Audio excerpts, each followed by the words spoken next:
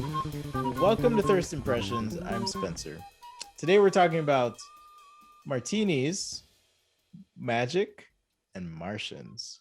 And I'm Will. And I'm Kevin, possessed of Lucifer.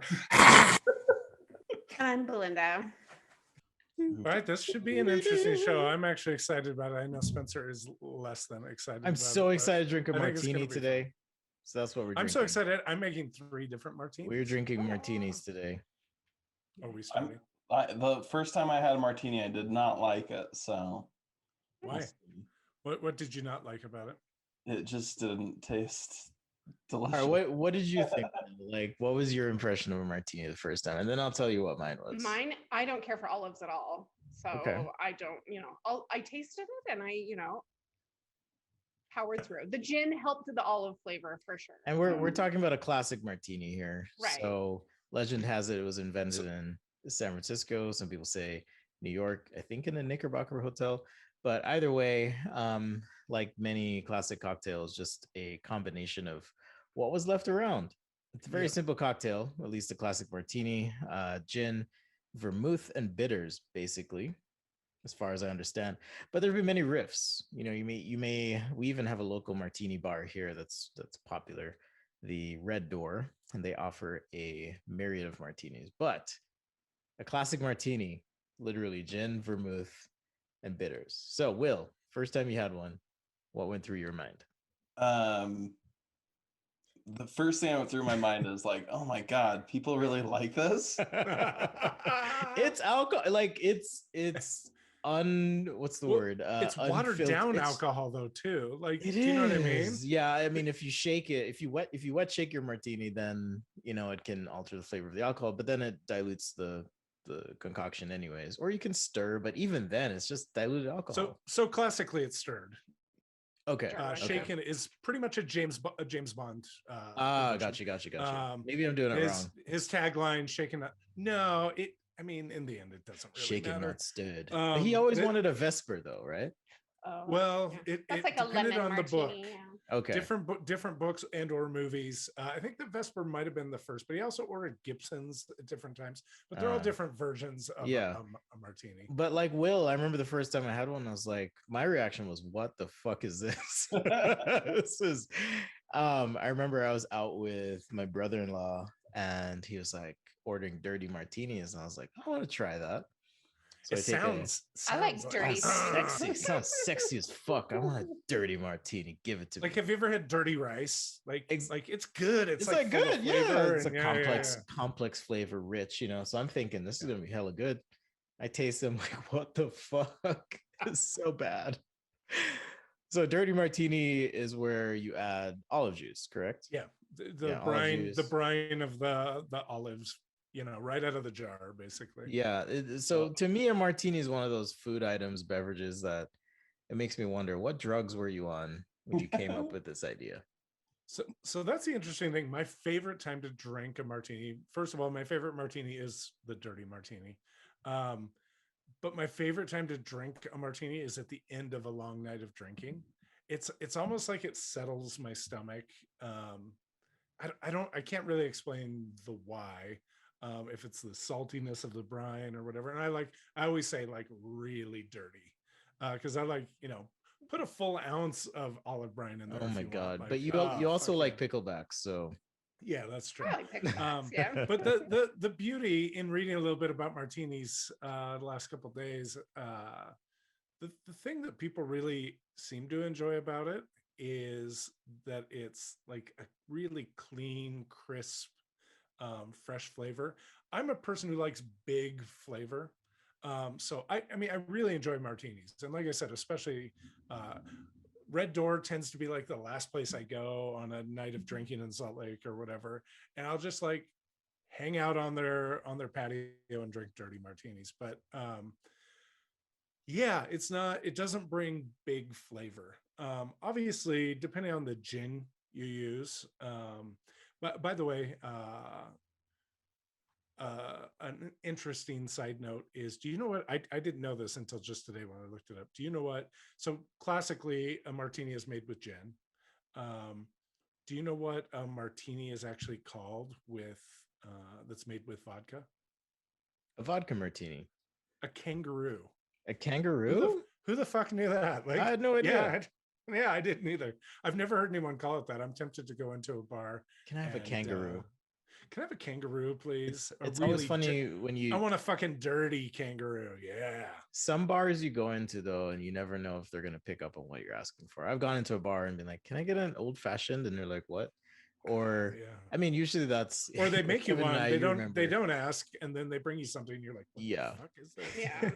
Or yeah, can I get a whiskey sour and it's got ice and no egg white? And you're just like, what? And a maraschino cherry or something.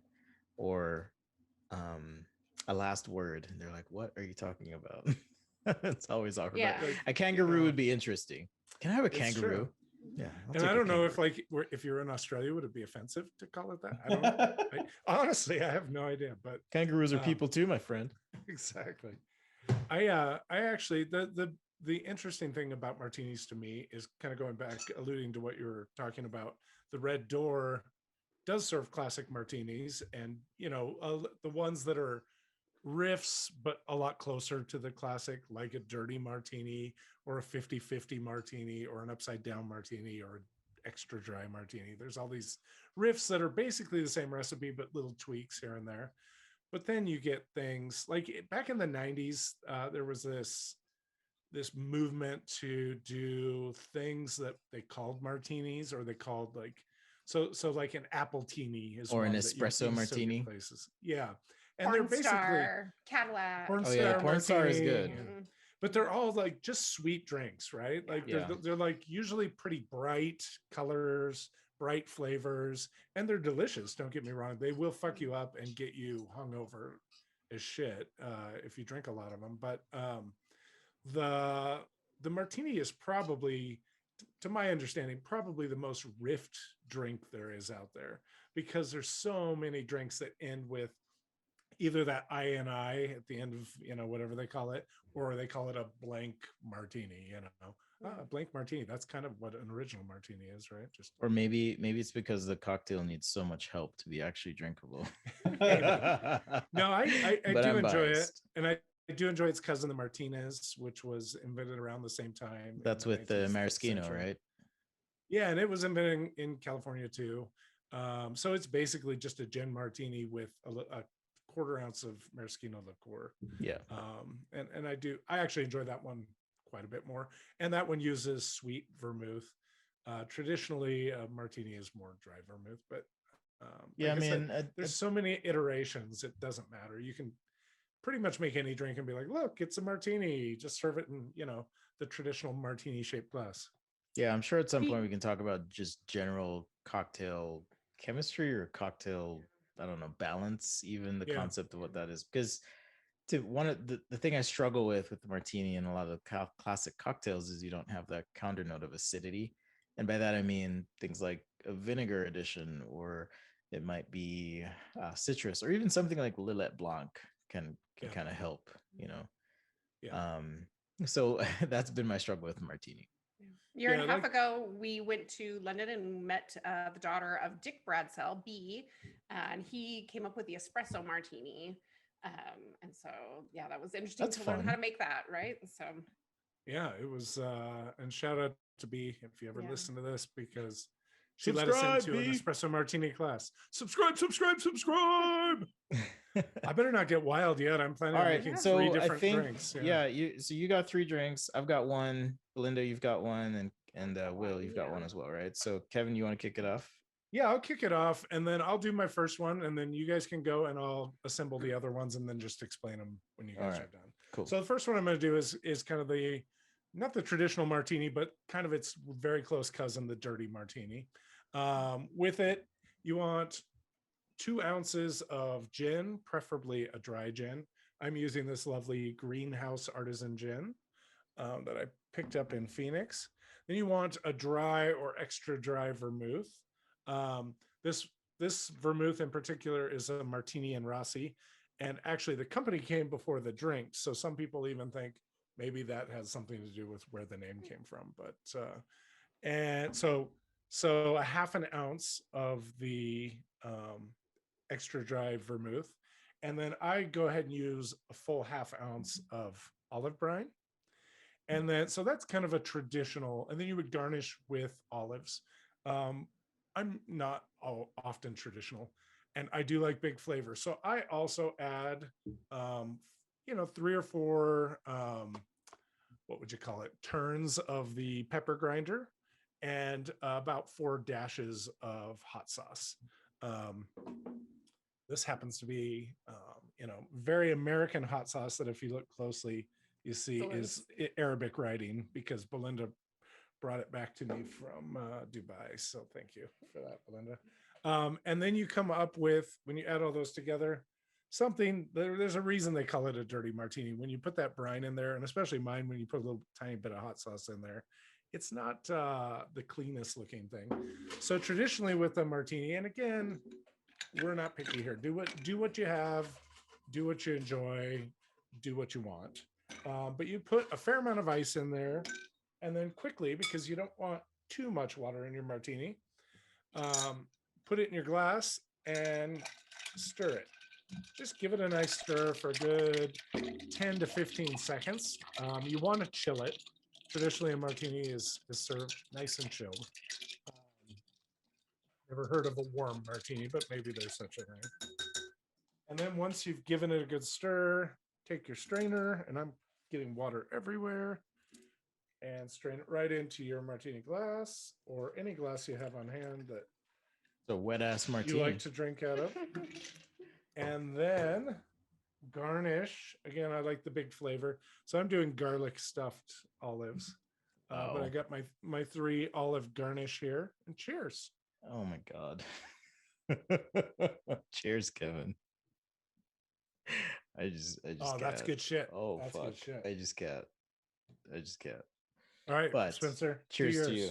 So for me, I was mixing while you were talking, but I'll kind of describe. So one of the cool things you can do with alcohol, I've been kind of a little bit of a mad scientist this week, is you can create your own infusions. So actually what I did is a riff on a Vespa Martini. So, but I didn't shake, I stirred. And so a Vespa Martini uses a combination of gin, vodka, you'll have Lillet Blanc, and then you garnish with lemon peel. But for my vodka, I actually infused some masala chai tea into the vodka. And by infuse, I mean you just kind of steep it, steep your ingredients in the vodka, and then the vodka takes on the flavor of those How ingredients. long did you steep?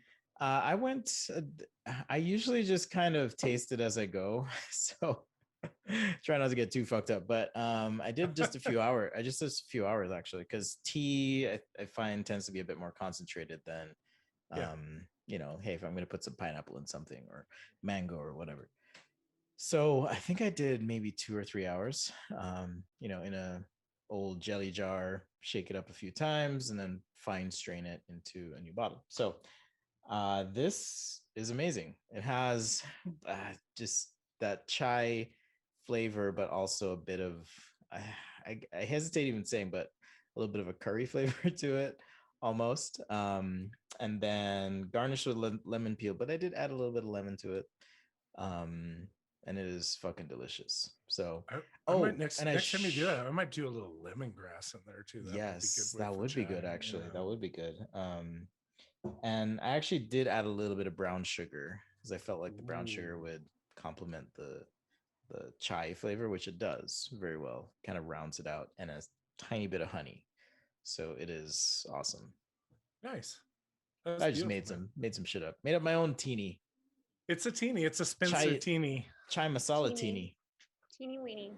How about you, Will? What you got? I just made a classic dry martini. So I just did 2.5 ounces of gin, half ounce of vermouth, and a dash of orange bitters. How is it? It's actually it's a lot better than the first time I had it. So maybe it's growing on me a little. Maybe you just used to alcohol more, Maybe so. I just need acid. I'm trying to think not the ass. I need the acid. So I'm trying to. I just need the ass. This little 40. I mean, so I just need to figure out how to add some acidic notes to it. And I think I would like it better because I don't necessarily love a sweet cocktail. I just think it needs that counter to all No, the no, alcohol. I It's think you're very totally boozy. right. To my limited ability to know if a drink is good or not, I can definitely tell it would taste better with some sort of like citrusy, Yeah, exactly, exactly. And citrusy flavor. I Yeah. suspect that's part of the lemon peel garnish. You get a little bit of that lemon oil, the rind, but it's not quite the same as the juice per se. So I can understand. All right, Belinda's going ham over there. Stir, and I'm ready to have a drink. What are you So doing? we had been talking about doing infusions earlier in the week, but I think we just kind of waited till waited too Yeah, long to get started. we'll do a special episode on that at some point. But Because I do love infused alcohols. It's just brings a lot of interest to any cocktail, right? So we had been throwing around ideas, and I was Googling, and I've never tried fat washing what is that? alcohol before. And it's just where you use some sort of fat. You infuse your liquor with a fat, like bacon grease or peanut butter or like duck confit or brown butter, anything like that, right? And then you strain it off and then put it through like a coffee filter or something to get like all the globules, if you will, out of it. So what I did is I did a movie theater popcorn fat washed Oh shit. vodka. Whoa. So I went down to the Megaplex and I got a large popcorn, lots of extra butter. That's a local movie theater for those who don't know. Yeah, that's our big local movie theater. And my son and I ate quite a bit of it on the drive home. So there wasn't a lot left in the bottom of the bucket. And so when I got home, we had a lot of the movie theater butter that was already on the top. So I melted some extra butter, probably half a stick, and poured it over the popcorn in my mason jar. And then I poured vodka over the top of it, shook it up really good, and left it on the counter overnight. Then I put it in the freezer this morning, and that solidifies the fat so that it's easier to separate the vodka from the grease, if you will. And then I put it through a fine sieve, and then again through a coffee filter in the sieve. So it came out a very pretty, it was kind of the Golden color, yellow or yeah. Oh, so what I did is so it came out like oh, so okay. like a very hydrated urine looking color. I don't know what to call it. Pistini. But pistini.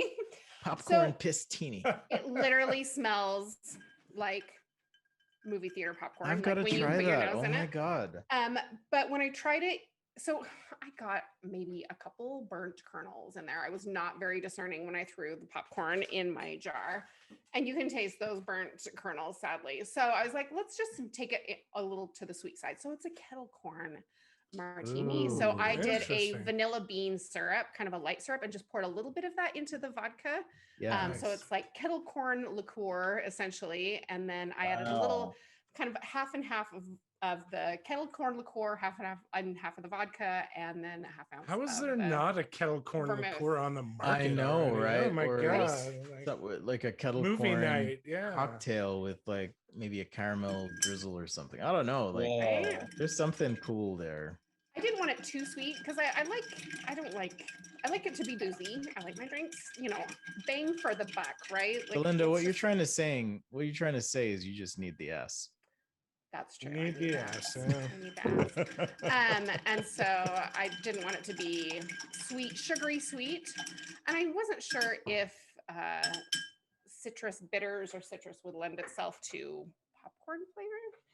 So I did not do anything like that. So let's see how this one turns out. I went a little heavier on the regular vodka and less so on the kettle corn. It's interesting you mentioned that too, because that's something I've done where you might do an infusion, just kind of fucking around in the kitchen, and then you're like, whoa, this is intense. So I made some like lavender gin, for example. It smells like a day spa.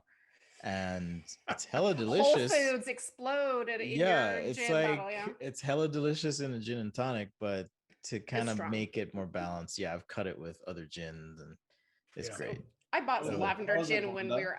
It's good. It tastes like literal popcorn. Like That's amazing. That's Yeah. so cool. So we'll have Wow. to share some of our experiments and also do a bit more focused discussion on infusions and absolutely. making syrups and bitters, things like that. Mhm. Let me But so what?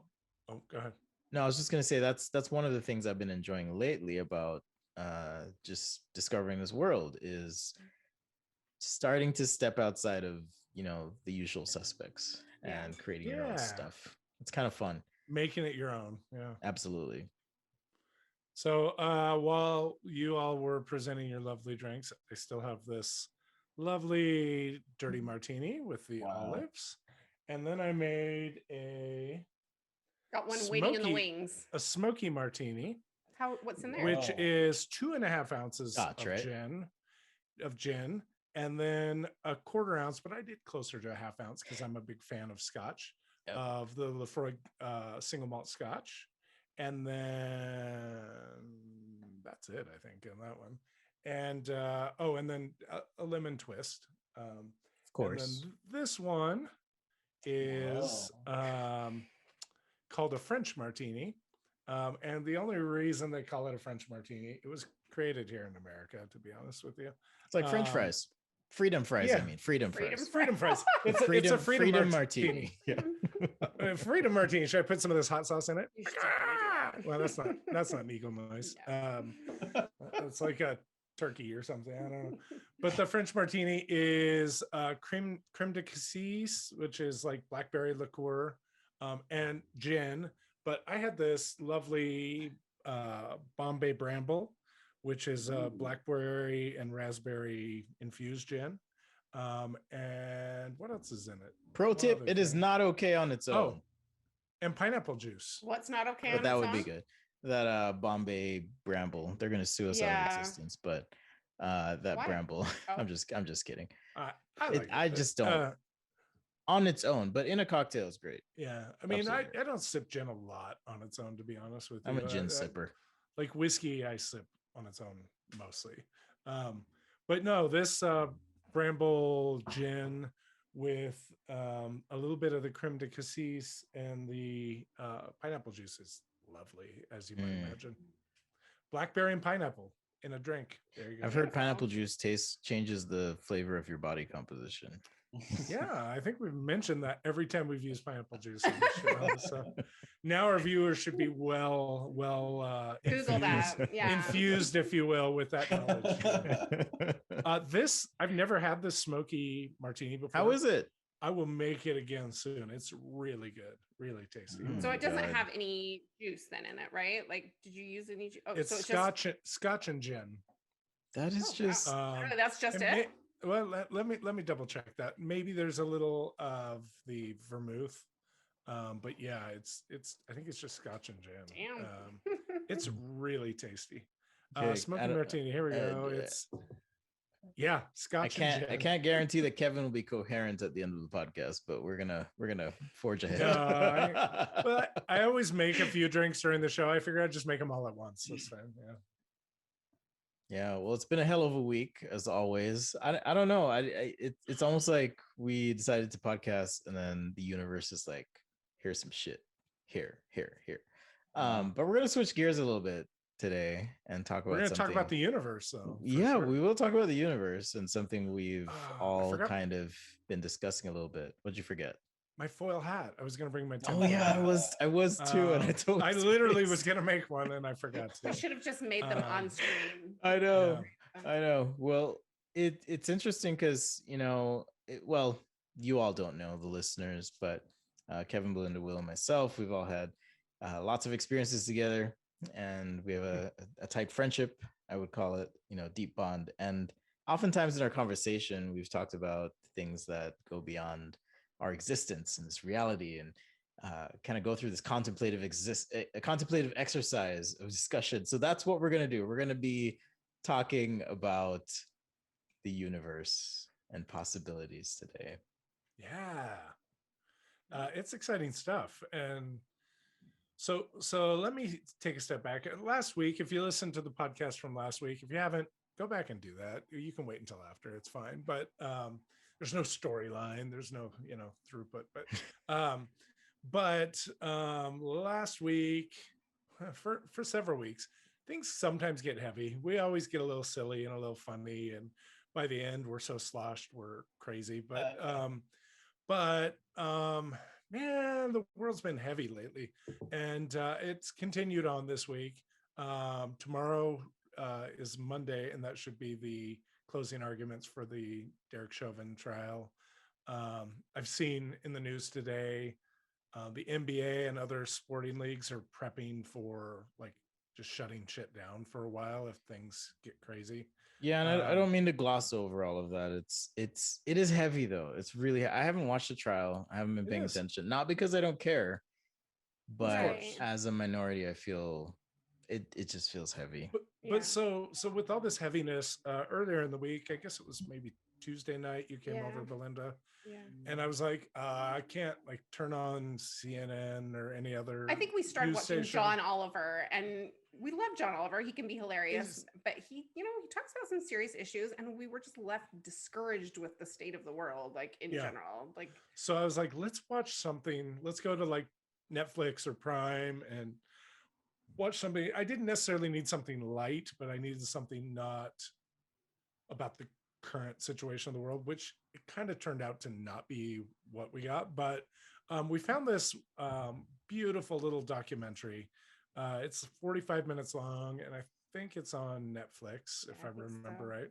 And it's called Intelligent Trees. Yeah.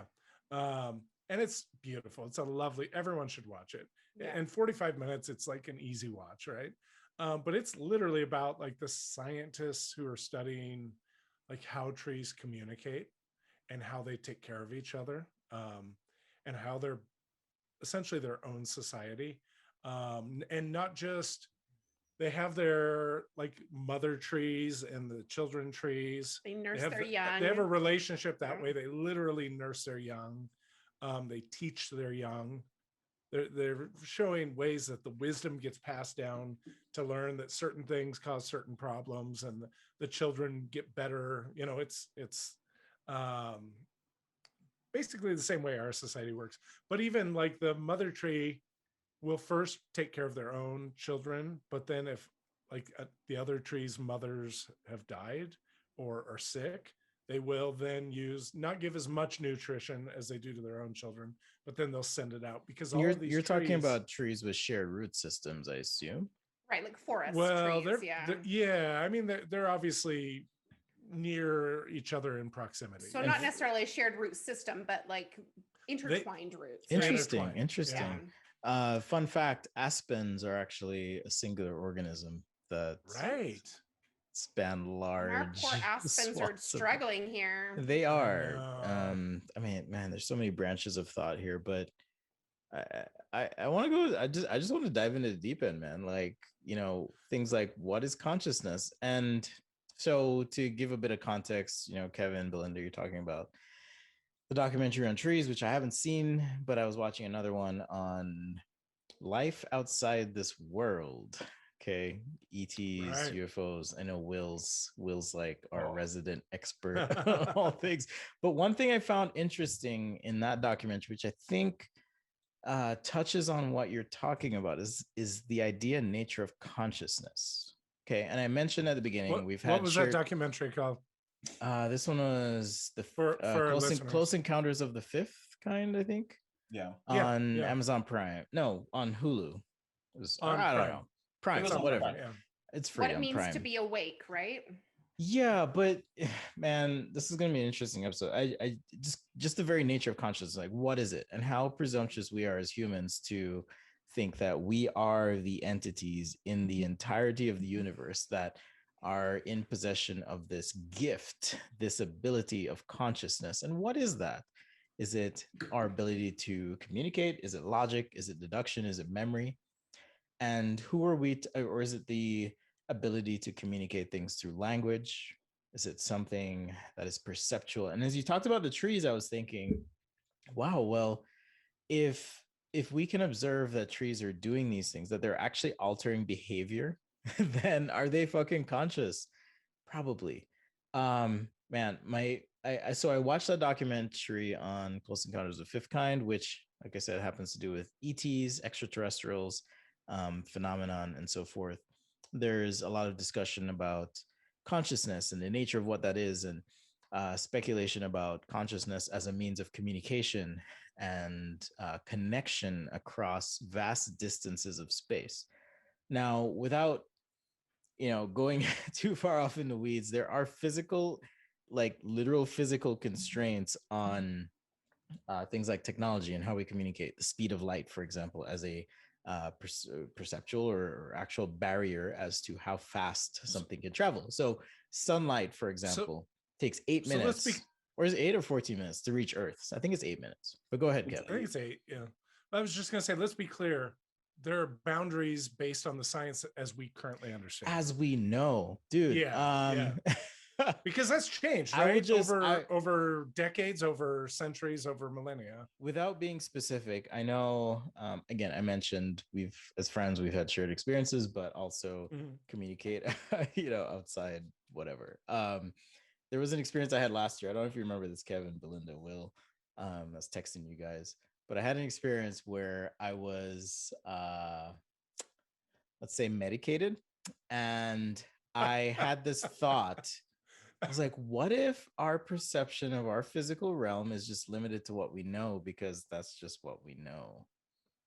And the hubris, the hypocrisy, the like, I don't know, it just all came into focus. And I was like, maybe we're just limited because we only know what we know.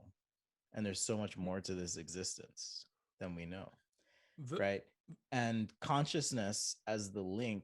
I'm really excited about this. I don't know if you can tell, but I'm really excited about this. But consciousness as the potential like link, fabric, bond that we have that extends beyond what we know. Like, that's an interesting concept to me. And accessing what we don't have access to, right? Like means of accessing that information, right? Yeah. And to be clear for the listeners, we're each pulling from different source material here. I know Will probably has a lot to say, but the Doctrine and Covenants, is that what you're talking about? Exactly, Yes. Kevin. Exactly. That talks about aliens. But I'm thinking about health in my navel and marrying my bones. I don't know about you, but this idea of consciousness as a means of connection, and again, having had experiences that tell me that there's more to this reality. I'm a skeptic by nature. Someone will tell me something, I'm like, oh, that's bullshit. Will post a link in our chat, and I'm just like, that's bullshit, whatever. That's my initial response. And then the more I watch stuff and connect things, and it for me, it's a factor of time. Given enough time and contemplation, I'm like, oh shit, okay, there is more to all this. Absolutely. Yeah. Now, as we have experiences, we learn more, right? Yeah, absolutely. So what if consciousness in and of itself, however you want to define that, is this thing that is somewhat, if not shared, tangential for all of us? Like, we as humans, like, sometimes you meet someone and you feel like, for lack of a better word, again, because I don't necessarily believe this, but your souls just resonate with each other. Right, Spencer, that's what happened when we met. That's literally what happened when we met. We've talked about telling the story, but when I met Kevin, I was like, or I don't remember who said it. It feels like we both said it because we both felt it. I think we were both like, oh my God. Like, why aren't we best friends? Yeah. I remember it. I put your name in my phone. And it was like I put your name in my phone. I was like, Kevin motherfucking Jensen, because I was like, this dude, this guy. No, and that was like literally like minutes. I'm not talking 10 minutes. I'm talking less than 10 minutes after we met for the very first time. When did you guys meet? We met party at Spencer's house. We met at the party. The dinner party. The dinner party. Really? That was the first time you met? Yeah, because I knew Belinda before, and I had this like it was called the Fancy as Fuck party. I did it. That's right. I remember that. Yeah. And invited a few selected friends. We didn't know Will at the time. I don't think any of us knew Will at the time, but invited Kevin over and Belinda. Well, I invited Belinda, and Belinda was like, "Can I bring friend?" Will Kevin? was probably like, like 19 at the time. So I think Belinda brought like a dessert of some sort. Kevin and I made a beautiful chocolate cake with berries and whipped cream. But it was on a cake stand, I remember. And we made chocolate ganache penises, if I remember right. That's right. Coconut sprinkled on the top for the ball hair. Of course you would, because you're Kevin motherfucking. Anyhow, so yeah, there's just these experiences I've had, as skeptical as I can be. Um, People who know me know that I'm skeptical, I'm hesitant, I'm slow, all this stuff. That undeniably speak to some level of resonance, if you will. Um, Not if you will actually, but if you will, between humans. And it's a beautiful thing. It's a beautiful experience. It is. And what does this have to do with anything? Well, I watched a documentary on UFOs. You guys watched a documentary on trees. I don't know what Will's been watching. Will's a well of knowledge. But it's interesting to me to recognize consciousness as a thing. There's another topic I'm going to talk about a little bit later, this idea of scarcity versus abundance, which also came up in the documentary I watched. Yeah. In the sense that as society evolves, um, I believe I've mentioned before that I'm a Star Trek fan. And one of the reasons I love Star Trek is it's this presentation of humanity at the pinnacle of our, not even the pinnacle, but at a certain point in our evolution where we've shifted from a scarcity mindset, me, myself, and I, to a mindset of abundance. Money doesn't exist, right? If you don't have to There's- worry about your basic needs, what can you do? You could like fucking explore the stars. And I get goosebumps thinking about it because what if there wouldn't be fucking, I mean, and this is related to current events too. Why are the cops killing people? Right? It's because people, well, fear on their part, right? Stereotypes, casting, which is another related topic. But even in the incidents where there is crime, why do people act out? It's because they don't have enough access or opportunity Yeah. or means. I think that fear's driven from the scarcity you're talking about, Spencer. Like, Yeah. Whether it's realized scarcity or made up scarcity, we're teaching people that you have to look out for your own kind. And for Right. those of you not watching the video, I'm doing it in air quotes. They're coming for your neighborhoods. Like, what the Right. fuck Whether do you that's, Mormons versus the rest of humanity, or black versus white, or rich versus poor, or whatever the case may be. Now, obviously, there are differences at times between people, but we look at it as a scarcity thing where it's like one group of people is out to take away from the others. Right. And if you don't, then you're fucked, basically. And that was part of that documentary, right? Like where governmental powers, in order to create uprisings and have their people fight against other groups of people, will create fear about that other group of people, right? Like Nazis creating fear about Jews, or, the North Koreans creating fear about, everybody. I don't know. Like, so like, it's just, they create fear and that creates hatred, right? And Yeah. that makes people fight each other and destroy each Well, I other. mean, that's the at least the documentary. Yeah, I think. Which one are you thinking about, Will? I know you've probably got multi. Oh, I've seen them all.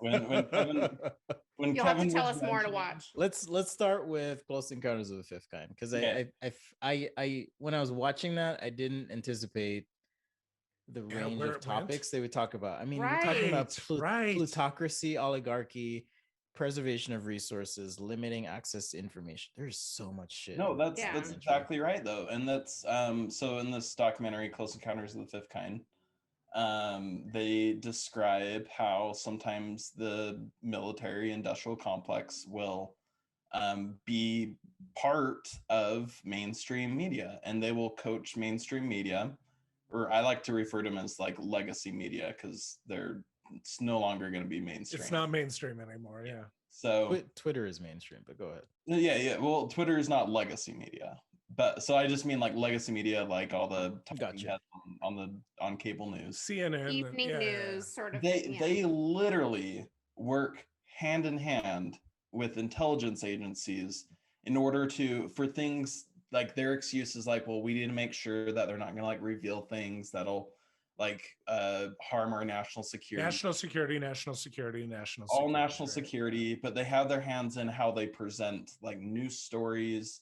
And in this documentary specifically, it's talking about how mainstream media, including like Hollywood, will portray aliens as being like the evil, like evil Hostile, being. right? Yeah, and I thought that was interesting, Will. Like the question that came to mind for me was, oh, what if they're actually friendly? Because one experience I had as a kid that kept me up at night and cost me many nights of sleep was watching the movie documentary. I don't know, what was it called? It wasn't The Fifth Element. Fire in the Sky. Have you seen I've that? never Okay. seen that. It's No. about some people Okay, yeah. in Snowflake, Arizona that were abducted, and they talked about their experience. And I No, I haven't thought, seen oh it. my God, I'm going to be abducted by aliens. And that was my existence for a long time. But I was so freaked the fuck out. But what's interesting in Close Encounters of the Fifth Kind is they posit, show, explain that powers that be, those who are invested in preserving the power structure in society and so forth, are willing to, I'll just say, take means to create and craft and uh, put together these experiences that people have so that they believe they're being abducted by these hostile aliens. Right. And it was interesting to watch this show. And whether you believe in extraterrestrial life or not, that's up to you. It's individual and personal, if you will. But it's true. uh, I am inclined to believe that it's very likely. I'm not saying true, but I'm just inclined to believe it's very but likely yeah, that they it's true. exist. And the reason I hesitate is because, like many of us, we assume that we are, as humans, the center of the fucking universe. Right. We are I mean, the that's what we're apex. taught by religion, right? Yeah, and that's a great point, Belinda. That even in Mormonism, we're taught that we're going to be gods one day, and we're going to be like, we have all this potential, and But here's that our God created Adam and Eve on Well, this earth, right? here's our Like, divine But- lineage. So For- it's for a interesting long to time- think.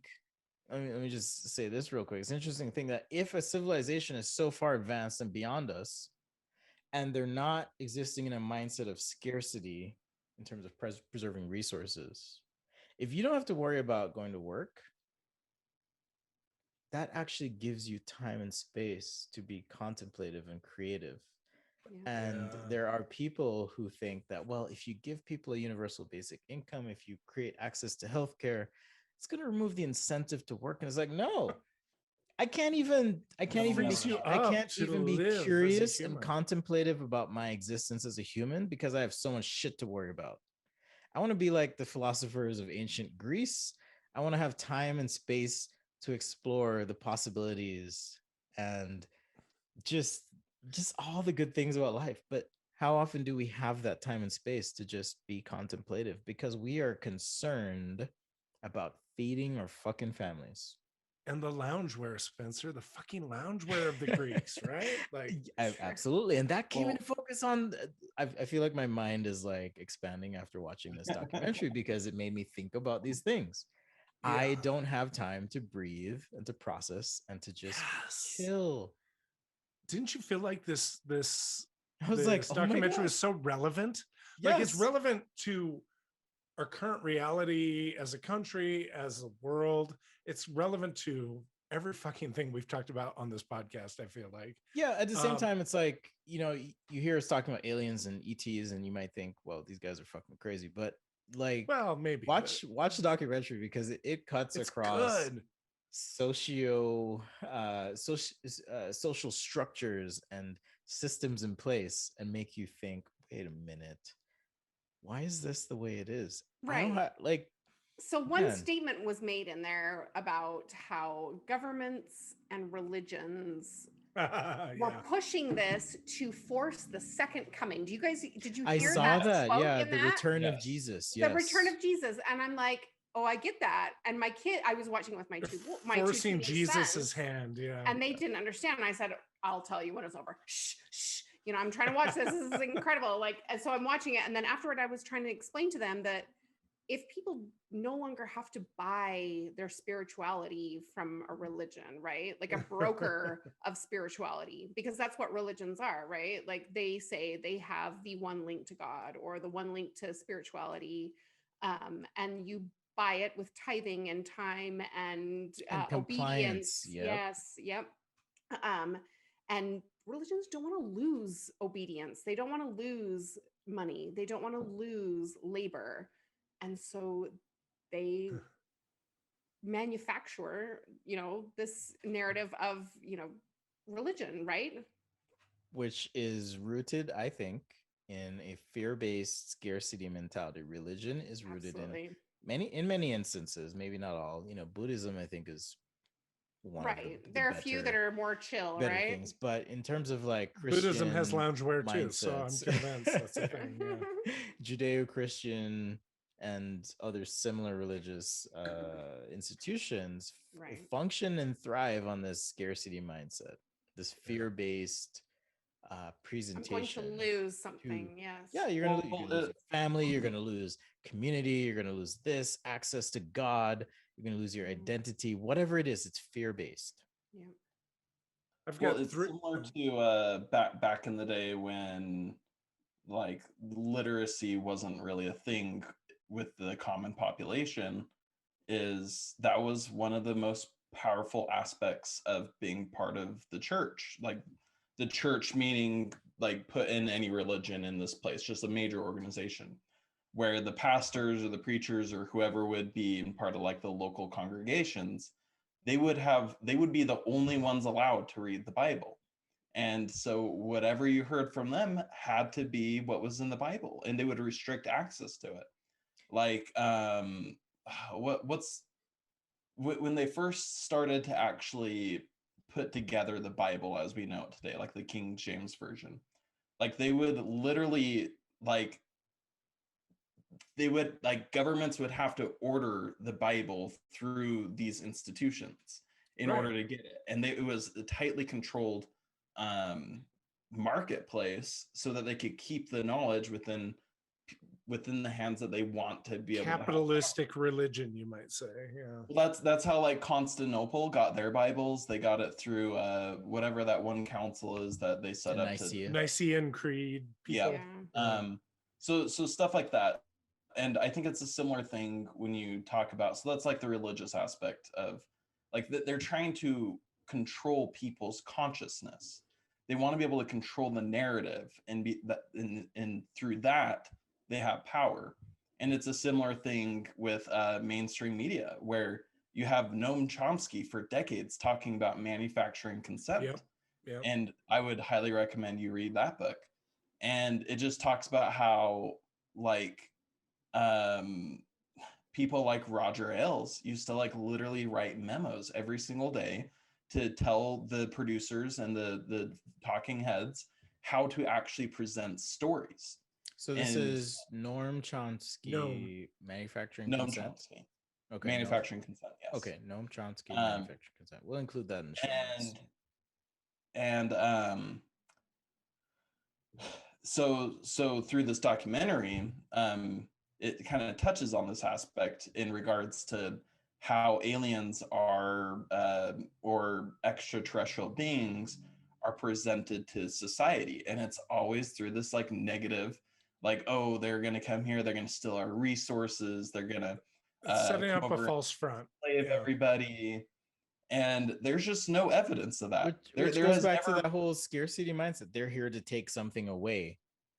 And it's like, yes. Oh, what if we could all collectively have an elevated consciousness? Okay. Before the show, I was thinking people who think that way, they're thinking exactly how we would handle coming across another planet. Yes. Yeah. Are you kidding me? If Mars, like, what the fuck can we get from that planet? Yeah. If Mars was inhabited by a species that wasn't as intelligent as us, but they had lots of resources there, you better goddamn believe capitalists on this earth would go over to Mars and just completely pillage with an army, right? Yeah. With an army. Oh yeah, absolutely. So I have. Oh, that's how we would think. And a point that the main character in this documentary was pointing out was, if you have the technology to travel interstellar distances, why would they come and squash us? Like, exactly. There would be plenty of resources in this what universe. do you want from us that you can't get if you can travel all the way across the fucking universe or galaxy? Yeah. Or whatever.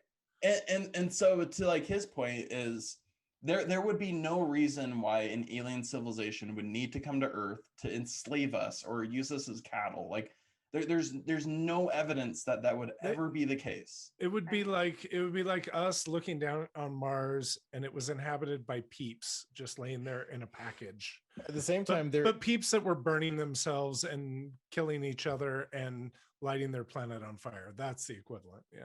at the same time, Yeah, there's evidence to the contrary that things like cattle mutilations are stunts enacted by False front. Yeah. Yeah, false flag, false front, whatever. Things to create this perception that the aliens are coming for our cows and they're fucking weird. And it's like, again, you travel fuck do they want with across the cows? universe and you want to just fuck some cows up. Like, what the hell? This doesn't make sense.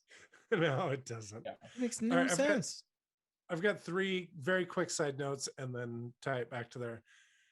Number 1, Will, your name should be Link, and I might call you Link from now on because you remind me. You actually kind of He look does like the remind me of character Link, Link for me. yes. I'm wearing like a green shirt. Yes. So good job, Yeah. Spencer. And I Will think used that to was have longer hair, consciousness too. telling you. He used Yeah, to have longer hair too. It's Here, true. I think it's in my little picture. Oh, it Yeah, is. there you go. There you go. That was number 1. Number 2, Mormon loungewear sucks balls. So I'm convinced, like those polyester onesie, like temples zip up things, The one piece things. baptismal ones, yeah. Oh, they ride up in your crotch, and it's just awful. Like I'm all for the Greeks and the Buddhists. That's number 2. Number 3, Spencer, when you were afraid of aliens visiting you, I was terrified of the exact same thing, but it was from my, what the fuck do you call that thing? Celestial blessing? No. What do you Oh, call your it? patriarchal blessing. Patriarchal blessing. Thank you. Interesting. Because it told me Celestial that a blessing. fucking angel was going to come talk to me and visit me, and I would lay awake at night as a teenager, Oh my terrified god. Oh my Yes. god. of the fucking angel, because I just masturbated earlier in the night. And All right, it was going to strike me down. But we need to do an episode on patriarchal blessing. I was gonna say we're pulling the Yeah. curtain Sure. aside here. Have Did we you all get one, got- Will? Yeah. Did you get I got Will? one. Okay. good. Really? We Okay. should Say, otherwise I could yes. give you Find one. them and read them. Yes, exactly. Oh my god. All right, Mine's so boring. those are my 3 side notes. Mine, Okay, other than that, it's pretty boring. Oh, wait. So let me put up my perspective on aliens out here first, okay? All right. Because I am one to follow all the conspiracy theories. Every single course. conspiracy theory, I It's follow fun. it. It's entertaining to me, but there are very few that I actually believe. One that I think has merit, in regards to aliens at least, is so there's like 3 different camps of people who believe in aliens. Okay. One camp is like, of course aliens exist. It's a statistical impossibility that they don't exist, Right. but they haven't visited Earth. Like it's just the universe is so large, so the chances of them visiting Earth is just astronomical. So that's one group. Another group says aliens have visited us, and they try to stay out of like interacting with the planet. Business, yeah. Yeah, so that's the classic like UFOs, like stealing cows, like just like doing like little things but not interrupting. And then there's another group that believes that aliens have visited us and governments do know about it and they do interact with the planet. Ding, ding, ding, ding. Yeah. I don't think it's impossible that there could be aliens that have visited us and have communicated with world governments.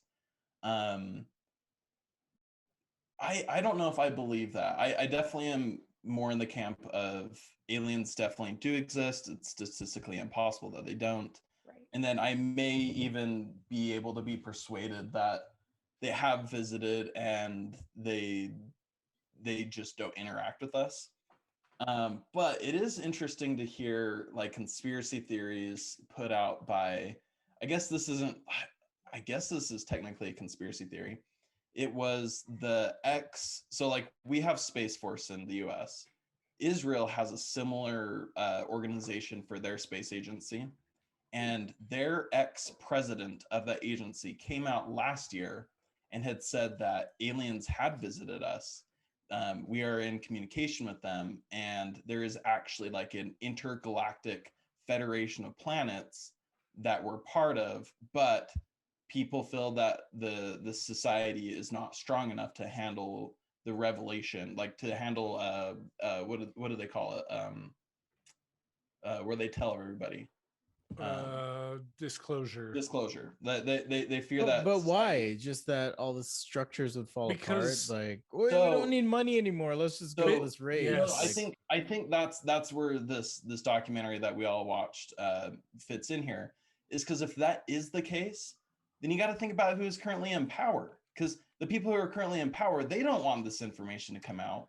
It True. undermines completely their power, especially religions, because now religions got to have to contend with the idea of, oh shit, they're like, So Christianity, these aliens don't know what the fuck Christianity is, so how could is Earth just special? Like, it would just create this whole entire new world of questions for non-Earth believers to have to ask. so And I they're not watched prepared for it. I watched the documentary too. And I was so like caught up with it. I was like, fuck yeah, on to the next one, right? So Dr. Stephen Greer, I guess, is the guy that is the guy. who's kind of the main voice, and I think he produced it, maybe even directed it. I don't know. And so I saw he had another documentary that had been made in, I think, released in 2017 or something, called Unacknowledged. That was a good one. And I watched that one. And then today I was going to do a bit of driving, and I watched a third one as well last night. But today I was like, I'm going to do some driving. I'm in the car for like 4 hours, so I'll download an audiobook. So I looked, and Unacknowledged also has a book version, which is like 10 hours in audiobook format. And I've listened to maybe 4.5 of that so far. Holy fuck. I didn't at the start of the day think I would be the one on this podcast who was furthest down the rabbit hole of believing. I thought But that my would be God, Will, full these are disclosure. these are verified. This is either video footage of military, governmental, business leaders, scholars, scientists, whatever, not fucking rednecks. One of the documentaries I read talked about like, oh, it's just rednecks who like say that the aliens come and visit them or whatever. Right. And in the Close it's Encounters documentary, you see that all these people are renowned scientists and doctors and government officials. Sure. Yes, they're all very educated people. So making statements. I'm going to blow some of your minds, maybe not Will's, because Will's been around the block a few times with this stuff. In this book, they're talking about a confederation, a galactic, or I think it's galactic confederation of 23 different species of aliens that have visited Earth. They talked with, I think it was President Eisenhower. They've talked with President Reagan. They've had meetings, they meet at a base, a military base for several hours. There's dozens, maybe even hundreds of eyewitness accounts of people who worked on these bases, who worked on reverse engineering spacecraft, who were scientists and medical doctors who worked on keeping the one alien who survived the Roswell crash alive for, I think it was 5 or 6 years at a couple different bases. They had a name for him. They called him. They had one guy who was... It wasn't Xenu, was he? No, but it was something kind of like that, to be honest with you. They called, I think he was part of the race they call graylings, that are more gray. Like, I know this is fucking deep. I told you I didn't bring the. I know. I know some Kevin, of it's probably think made up the person bullshit. who was going to be down the rabbit hole. But like, these are people. These are like retired, like lieutenant colonels from the British Air Force. Right. Like, did you know? I didn't know this. The Air Force initially was part of the Army, right? It was like the Air Force of the Army. Mm-hmm. It became its own unique official thing that was cut off from the other branches of service 1 week after the Roswell crash. Oh, God. Guess what also became a thing officially 1 week after the Roswell crash? The CI motherfucking A. Like, it was the OSS. It was like a wartime like thing to get intelligence. But all of a sudden, for some reason, on this date, approximately 1 week after the Roswell crash, the government was like, oh, fuck, what do we do? What do we do? And all of this seems to be tied to us fucking around with nuclear weapons. Yeah.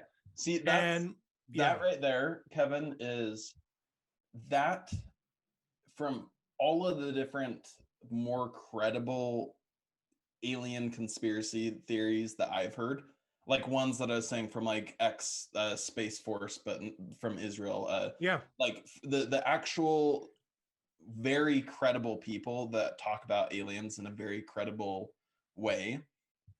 Almost every single one of the stories talks about how the aliens are here not for war, but right. in order to make sure that Earth doesn't destroy itself.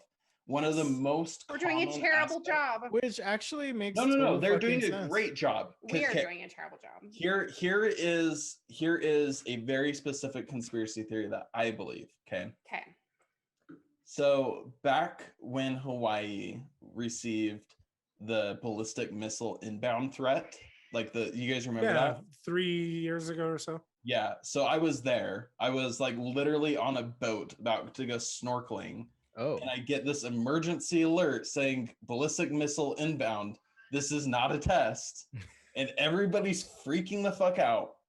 For So good reason. I mean, good reason. yeah, So this is I've it. been following that story ever since. might as well snorkel. And it's never ever made sense. Because the person that hit the button, the government says that the person accidentally hit the button.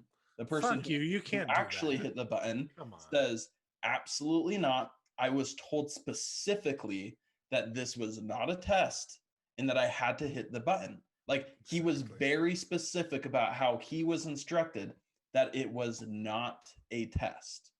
Even though the FCC came out and was like, no, we did an investigation. They accidentally hit the button.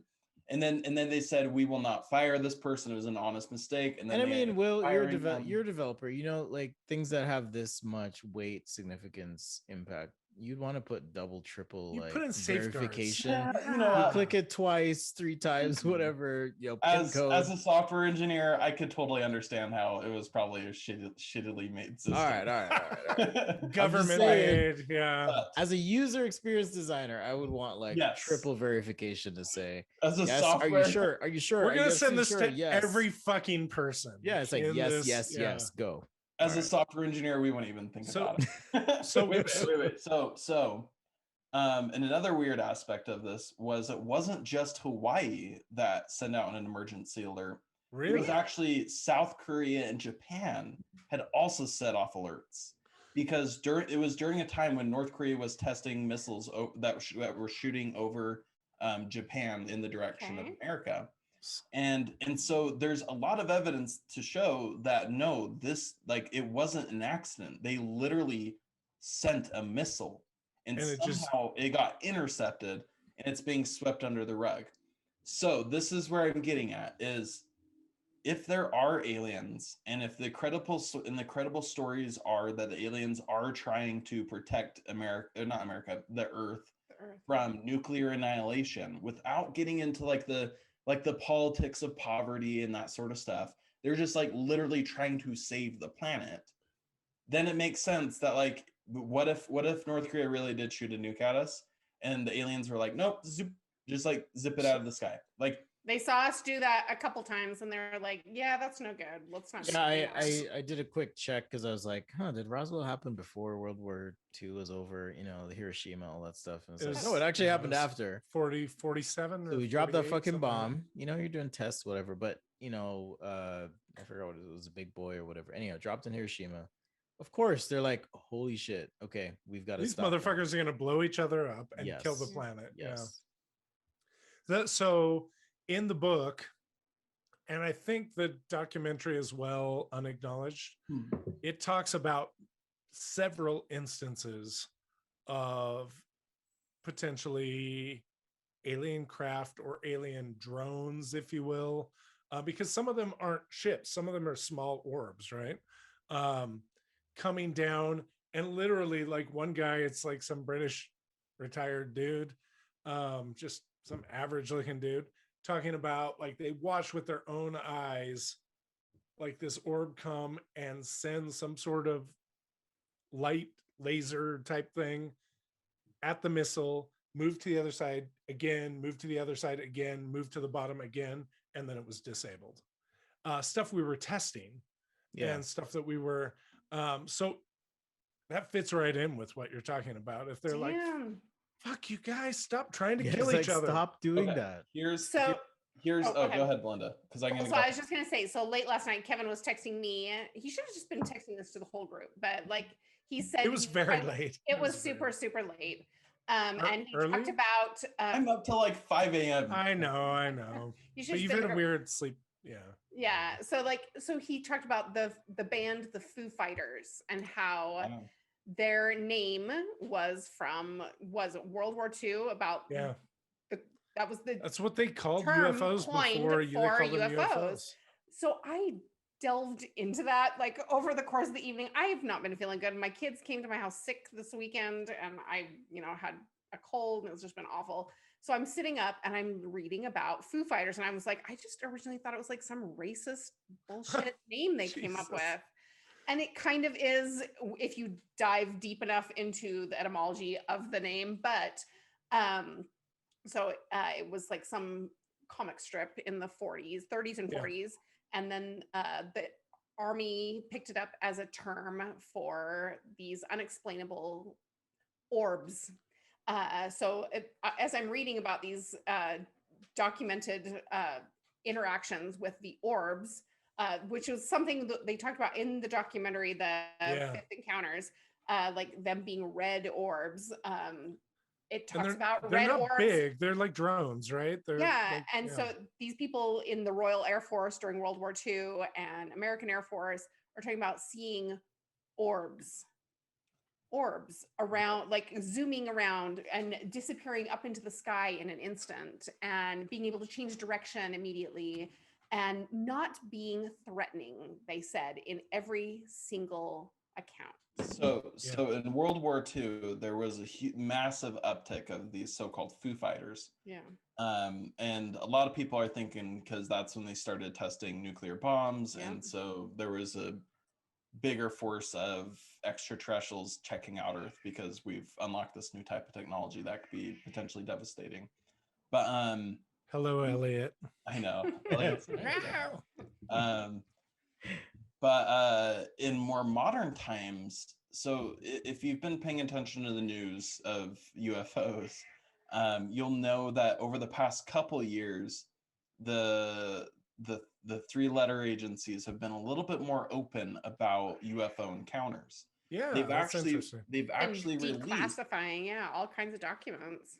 They've released videos even of encounters that they've had. And I was actually reading an article last night in kind of preparation for this of a new class of UFOs that they've been seeing of these. They're like these little pyramid shaped drones that will go over military bases, and they can't explain them. And they have video of them. Like there's video of them that you can find online. And some of the upper brass of the military are coming out and saying how it's just embarrassing. It's just completely embarrassing how even if this is like some extraterrestrial entity, which like they admit in this article, they're saying how embarrassing it is that these things can just fly over military bases, do whatever the fuck they want, and then just leave with like they aren't encumbered at all. And so even if it wasn't alien, if it was like Russia or North Korea or somebody sending out drones over our military bases, there's nothing we've been able They're to fucking do. with us. Yeah. But what is also interesting is a couple months ago, maybe a year ago at this point,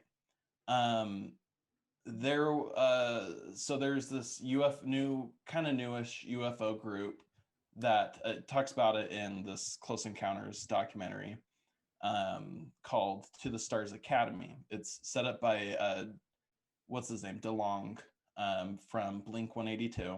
Oh yeah. He's teamed up with like a whole bunch of like ex CIA propagandists, like literal like these people make up shit.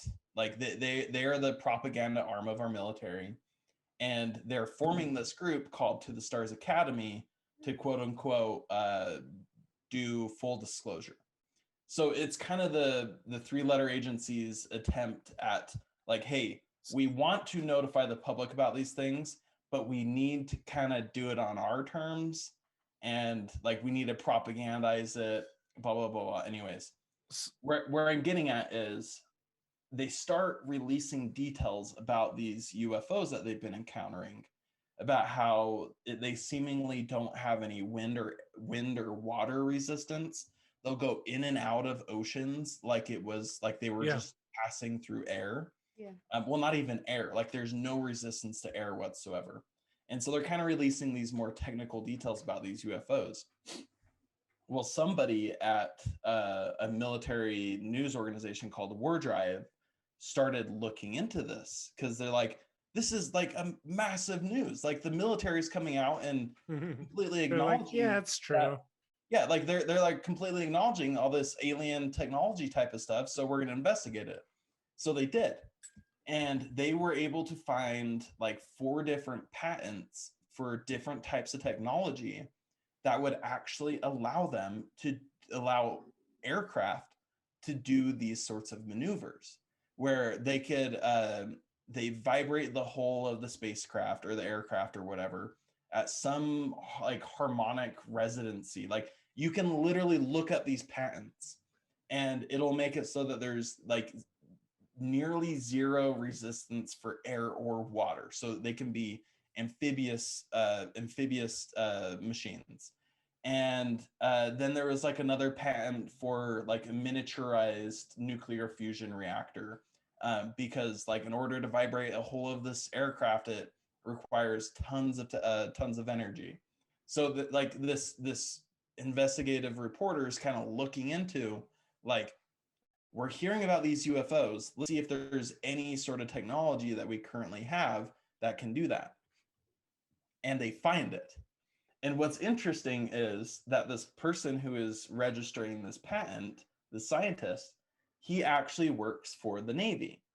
And when he first submitted the first of the series of patents, the patent office like sent back a reply because this is all public, and they're like, yeah, we can't fucking do this. Like, yeah, we can't accept this patent. It sounds too far-fetched. Like science fiction to me. Like I'm pretty sure they used like that term as like we think this is science fiction. Yeah. And the Navy, one of like the higher ups at the Navy, like not like one of the underlings, like one of like the person under the Secretary of Defense type of like really high up in the military, writes back. And again, this is all public, like you can go look this up.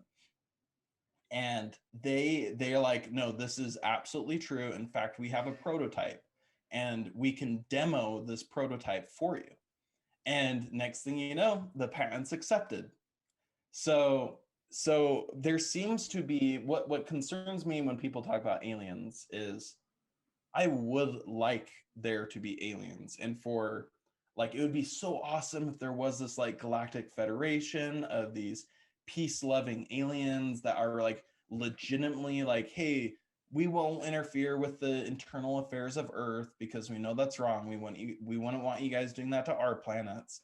But if you guys are threatening like nuclear holocaust, like we're gonna step in. Yeah. I would love that to be true. But what worries me is and it's not the documentary touched on this, is that it very much well could be that the military industrial complex needs a new bookie guy. Yeah. And they need to be able to be like, the terrorists are not as threatening, like, Russia's not as threatening, like whatever. But like, if there's all of a sudden this alien threat, then we can pour budgets get approved, billions of dollars into the military industrial complex. And then so like hearing about like these patents kind of makes me scared that like, you've got to read this book, Will. Oh, what if these UFOs or whatever are like legitimately just U.S. aircraft trying to like gin up like fear tactics to try to push this idea that we need to spend more money on war? There's a phrase for it, and I can't remember now. You absolutely have to read this book, Unacknowledged. Yeah. Like, it's blowing my fucking mind. Like all the documentation, all the people, like the names. I'm like, holy shit. but I can't. There's like a three letter acronym for it. It's essentially like reverse engineered alien craft. So like shit we've made by reverse engineering the stuff we found. Oh wait, right? wait, pause real fast because that just reminded me. So when I was listening to this DeLong guy from Blink 182, Yeah. I dove so deep into that stuff. I'm getting there, man. I'm working on it. But there was actually one of the agencies within the Defense Department, because like you have the Army, the Navy, the Air Force, and Space Force, but like the Department of Marines. Don't forget the Marines, man. Then the Marines, they're all within the Department of Defense, right? And you have all these other like smaller groups that nobody knows the name of, but they're like on the Majestic same 12, like Army and Navy. And one of them is meant to investigate like UFO phenomena. X-Files. It's kind of like X-Files, except it's much more. It's not an investigatory type of thing. They actually try to come up with like threat assessments and like that sort of stuff. Oh, and the yeah. ex-director of that agency actually went on Coast to Coast, which I love Coast to normally- Coast so I much. know. I know, but is he just fucking with people? Let's Is he talk about just Coast to Coast one is it a night. psyops thing? Is I it like know. psychological Coast- operations? I'm dying. He went on Coast to Coast, but he also did like an article on like CNN, and like it was kind of like his way of doing another disclosure, where Yeah. he admitted, like literally the ex-director of this agency, like in the military is not denying it. It's not like the military is saying like, oh, this guy just They're is just going kinda out like- spouting shit. No, the military is like, whatever he says, like we're not going to deny anything. And what he had said was, we have recovered alien technology and we have been studying it for decades.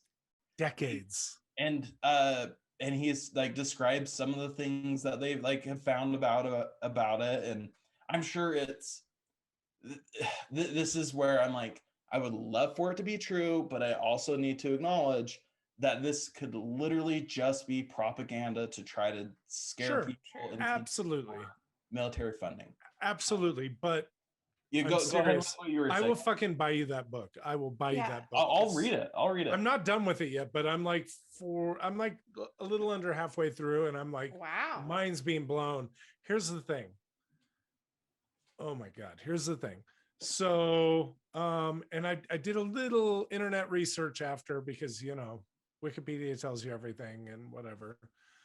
Eisenhower, like all this shit's going down, right? World War II's over. Eisenhower gets elected. Like he's a warmonger. He's fucking like, but he's like, oh shit, all this shit's going down. Like we've got bodies, we've got craft, we've got all kinds of things from this Roswell crash. Where so two of the craft were immediately found. Like several of the bodies were just demolished, right? Like high impact, like destroyed. Some of them were very much intact, but they were all dead except for one. But then another craft was found that was also brought down at the same time. But it was found 2 years later by a rancher because it went down in some mountains or whatever. Remote area, yeah. Anyway, Eisenhower forms this group, this, what would you call it? Committee, if you will, called Majestic 12. And it's made up of Eisenhower and one of the Rockefellers and fucking, of course, I don't know, high-powered, rich, a bunch of high-powered people, yeah, and then some scientists like from the, what do you call that? The something project, Manhattan Project, and some others. And the reason it was called Majestic 12 is it took 12 votes, a majority. So there must have been 23 or less people on the committee. It had to take a majority for them to act on something. So they called it Majestic 12. This organization, according to the book I read and according to lots of documentation they provide, still exists. And they've changed like what they go by over the years because they're very much a secret society. They're very much really a mafia, if you will, at this point. because they're acting outside of the law, they're acting outside of government, they're acting with extreme prejudice on anyone who defies them, including members of the governments of the world. And these are people who are a part of now, like according to the book, who fucking knows, but Bush Sr. was certainly a part of it. Dick Cheney was certainly a part of it. Donald Rumsfeld was certainly a part of it. Part of the 12. What's his name from the Nixon administration? Well, this organization has continued for generation upon generation since the Eisenhower administration. And it's very much people of the same, these are people who came, Eisenhower handpicked them. He was a fucking general and the president, but at the time, we now live in a security state. They use that term in almost every documentary and book I've read so far. We live in a security state, and that's absolutely true. Whether you're talking about the police, whether you're talking about the military, whether you're talking about the military industrial complex, whether you're talking about the US government itself, aside from the militaristic sides of it. This committee was set up to hide this information because they were afraid, and maybe, some of the thoughts by why they wanted to hide this stuff initially kind of made sense in the moment or whatever, because like, oh fuck, what do we do now? Like, they were worried people were going to freak the fuck out, because if you think about it, back in the 50s, late 40s, early 50s, much of America was very religious, or maybe not very religious, but they were religious. Like their background was religious, and they, like, their paradigm and to be an was upstanding member of society, you were religious, right? We're also very much in the late 40s, early 50s, like very America, very capitalism, very like, I mean, we're still there, let's be honest, but like, imagine, if you will, all of a sudden we know and have maybe even been offered technology that would allow us to feed the world, that would in a decade or two be able to completely transform the world into essentially an energy-free zone where energy, let's put a little side note here for Nikola Tesla. I think Nikola Tesla knew some shit, and that's why the government came and took all this shit away. But no, I actually disagree. I want to hear read this fucking book. Read this fucking book. Nikola Tesla's idea of like free universal energy, if he would have it is possible. It is absolutely possible. Fucking Westinghouse, shut that motherfucker down. Listen up. It is absolutely possible that his idea of creating wireless universal energy, it could have worked. But here's the things that we would have never gotten out of science if it would have. We would have never gotten semiconductors or transistors. There would have been too much electricity in the air in order to actually create those things. So like his idea would work, but it doesn't work in the world of like micro technology. I disagree completely, actually. But I don't, because there's little science on it. We won't do it here because it's deep. Because you're putting the cart before the horse, or you're putting the semiconductor before the, like if the world is completely different, you can't go, well, based on our reality today, if everything would have been different back in the fucking 20s, like, oh, well, then this thing wouldn't have happened. Well, it would have happened. It would have happened completely differently. The reason why we have like Q protocol wireless energy, like where you put your phone down on a stand, that's literally all Nikola Tesla was doing, but he was doing on such a larger scale that we would have had to develop technology to withstand the amount of electricity in the air. Here's all I'm saying. I'm not saying Nikola Tesla had all the answers. I'm saying Nikola Tesla was onto something. He was. And the government and fucking, not really the government, because the true government, the people who really lead us, is fucking corporate America.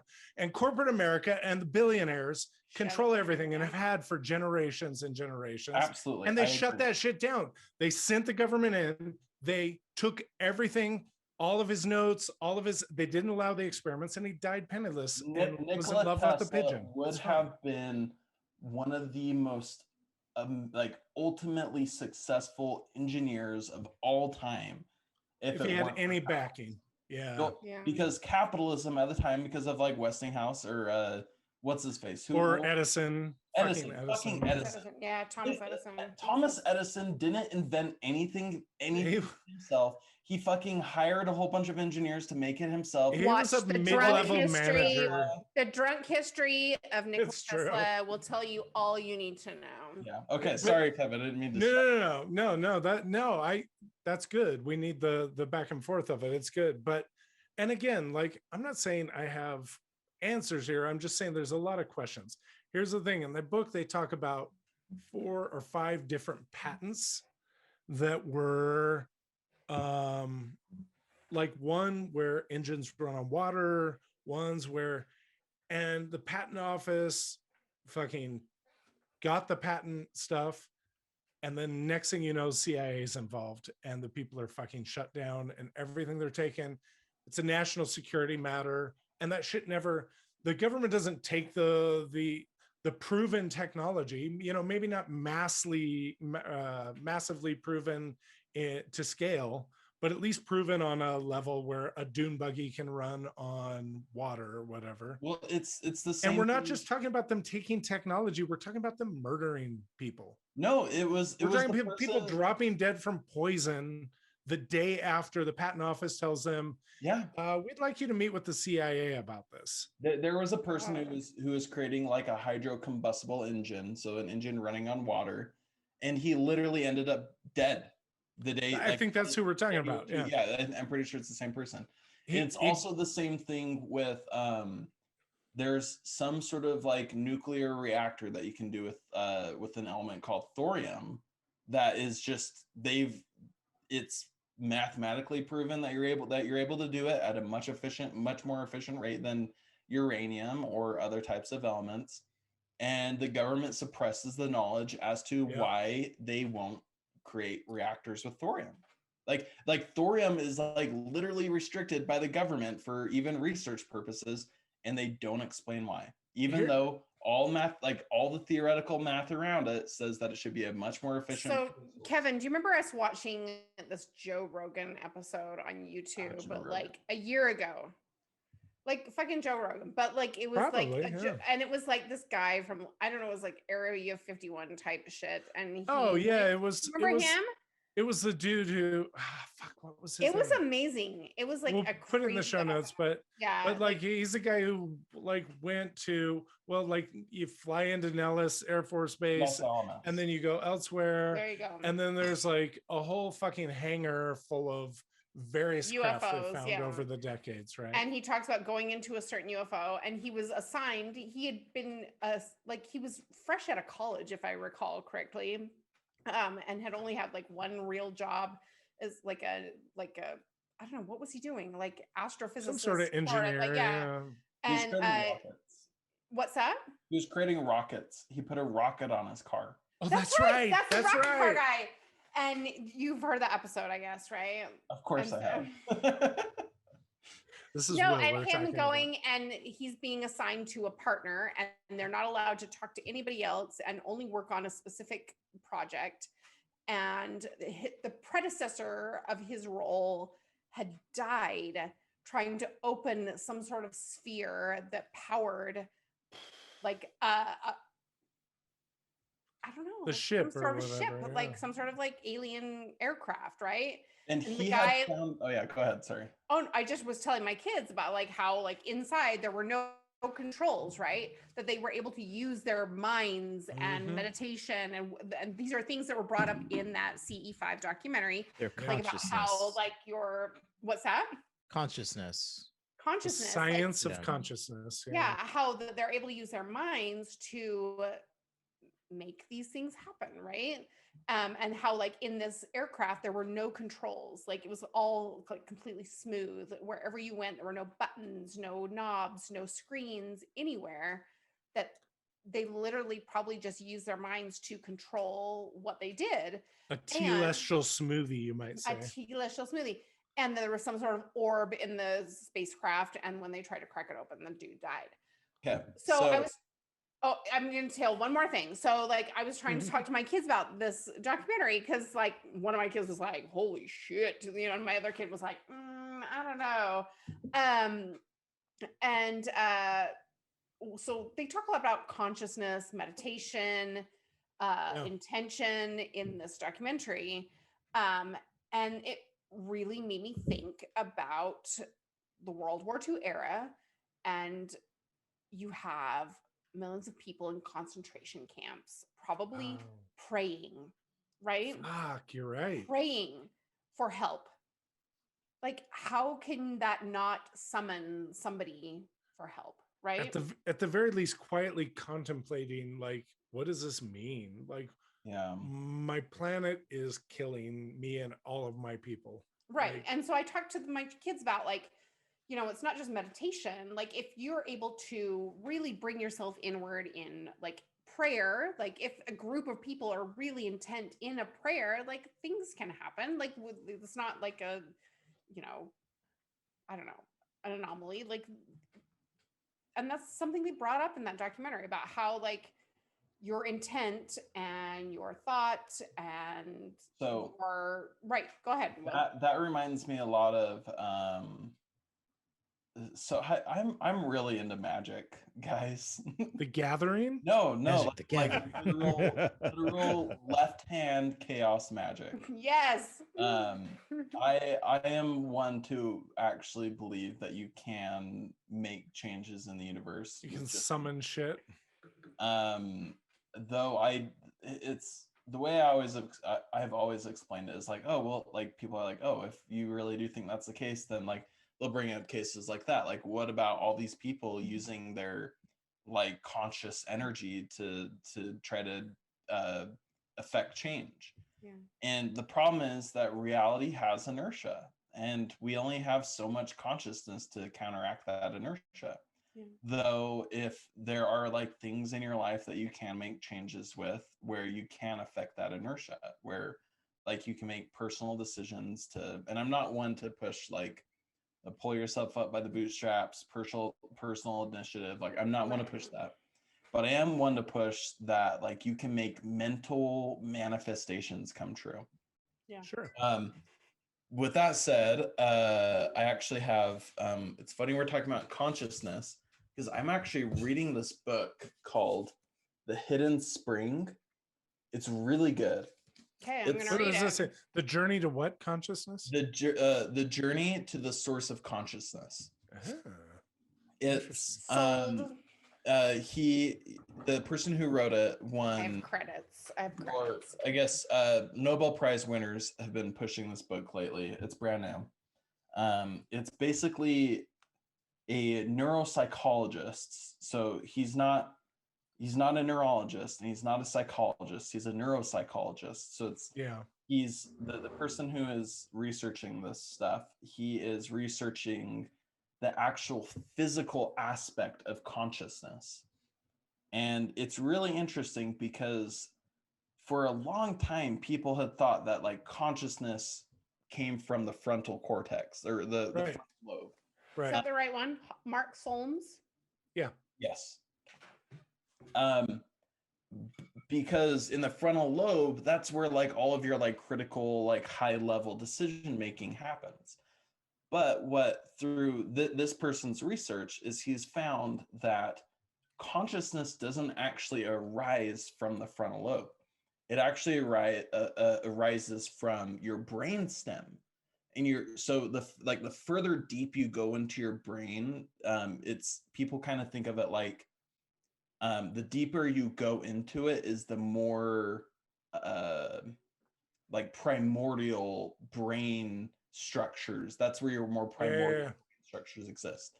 So stuff when like we were evolving from amphibians, that's when our like brain stem started to actually create structures and that sort of stuff. And then later on through evolution, that's when your frontal lobe started to develop. And he's really came to this understanding that consciousness really comes from the brainstem. It doesn't come from the frontal lobe or from some sort of like special thing that humans have. It's actually something that most animals have. Just the basic brainstem is where our consciousness arises. And he describes consciousness as your brain is constantly trying to get you into homeostasis. So a state of feeling not good and not bad. It's supposed to be like the middle of the road. You're not too hot, not too cold type of thing. Your brain is constantly trying to get you into this state. Right. And when you have emotions, when you have like negative emotions, that's trying to encourage you to go back to having positive emotions to get you into this homeostasis type of thing. But the problem is, as humans started to evolve, is we started to apply these emotions to more abstract concepts. So like originally, like Homo sapiens, we would only feel like negative emotions when we thought something was in the bushes, or if we something was going to kill us. Yeah, or we ate something that was potentially dangerous. Right. But then humans started to develop more complex thinking patterns where social interactions would cause us negative emotions. And so what does that mean? Like our brains kind of came to this point of like, well, we can't check the bushes for social interactions. So how do we make the decision to get this body into homeostasis in this social interaction type of thing? When someone's talking shit about me on Twitter. Literally. No, like seriously. Ears are itching. Your brain, it hasn't evolved to be able to handle those sorts of situations. And that's where consciousness comes in. So consciousness is really kind of your brain's decision maker for things that it can't automatically detect if it is good or bad. So it's like when you start feeling something in like social interactions, it's your consciousness that steps up to the plate and decides what course of action to take in order to get you back to homeostasis. So this is this person's understanding of consciousness. But the reason why I bought this book, so all that is like just immensely fascinating. This book is wonderful. I highly encourage people to read it. A lot of brain science type stuff. Lots of brain science. It really goes. I just bought it, so it really goes to like the absolute like scientific understanding of consciousness. But another thing that I've read in the field of consciousness is scientists are starting to come up with an idea of a literal field of consciousness, kind of like there's like fields of electro like or magnetism or of certain energy types, like you have the boson field and you have the like I said the magnetic field and the gravity field, like a mesh, you might say. But one of the interesting things from that documentary, let me finish this thought real fast. So scientists are now developing up this theory of a field of consciousness that any conscious being it arises from that field. So it's I don't know how else to describe it, as like the boson field gives mass or gives matter its mass. And scientists are coming up with this idea that there's this field of consciousness that gives matter a idea of being self-conscious. And this person who wrote this book, my understanding at least, is he is of this belief. He is of the belief that that this brainstem matter somehow interacts with this field in the same way that like mass or matter interacts with the boson field, to give this field, give this matter a sense of self-consciousness. And if that is the case, would it not be surprising? Like how, like in this documentary, when they talk about like faster than light communication, is that not how it could be done? Through consciousness, through consciousness. Like I know I'm just like, maybe I've been drinking a little too much, but how is this any crazier than religion and what it purports to be? Well, exactly. No. What I'm saying though is because I need if I'm going to believe this stuff, I need an actual like scientific reason or process on how it could actually happen. Sure. And How like does this sort of fit stuff, this is how I understand it to be, where even though it sounds like super far-fetched, there are aspects of science and quantum mechanics that we literally don't know anything about. Anything. Right. Yep. Literally anything. So Consciousness is one of those things. absolutely. So in the evolution of human beings, like, I don't know, I kind of subscribe to the stoned ape idea, right? Like, how does this fit in with that? Fuck Like, yeah. Well, it does, in the sense that let me go back to the original documentary. I talked about that Intelligent Trees or whatever it's called documentary.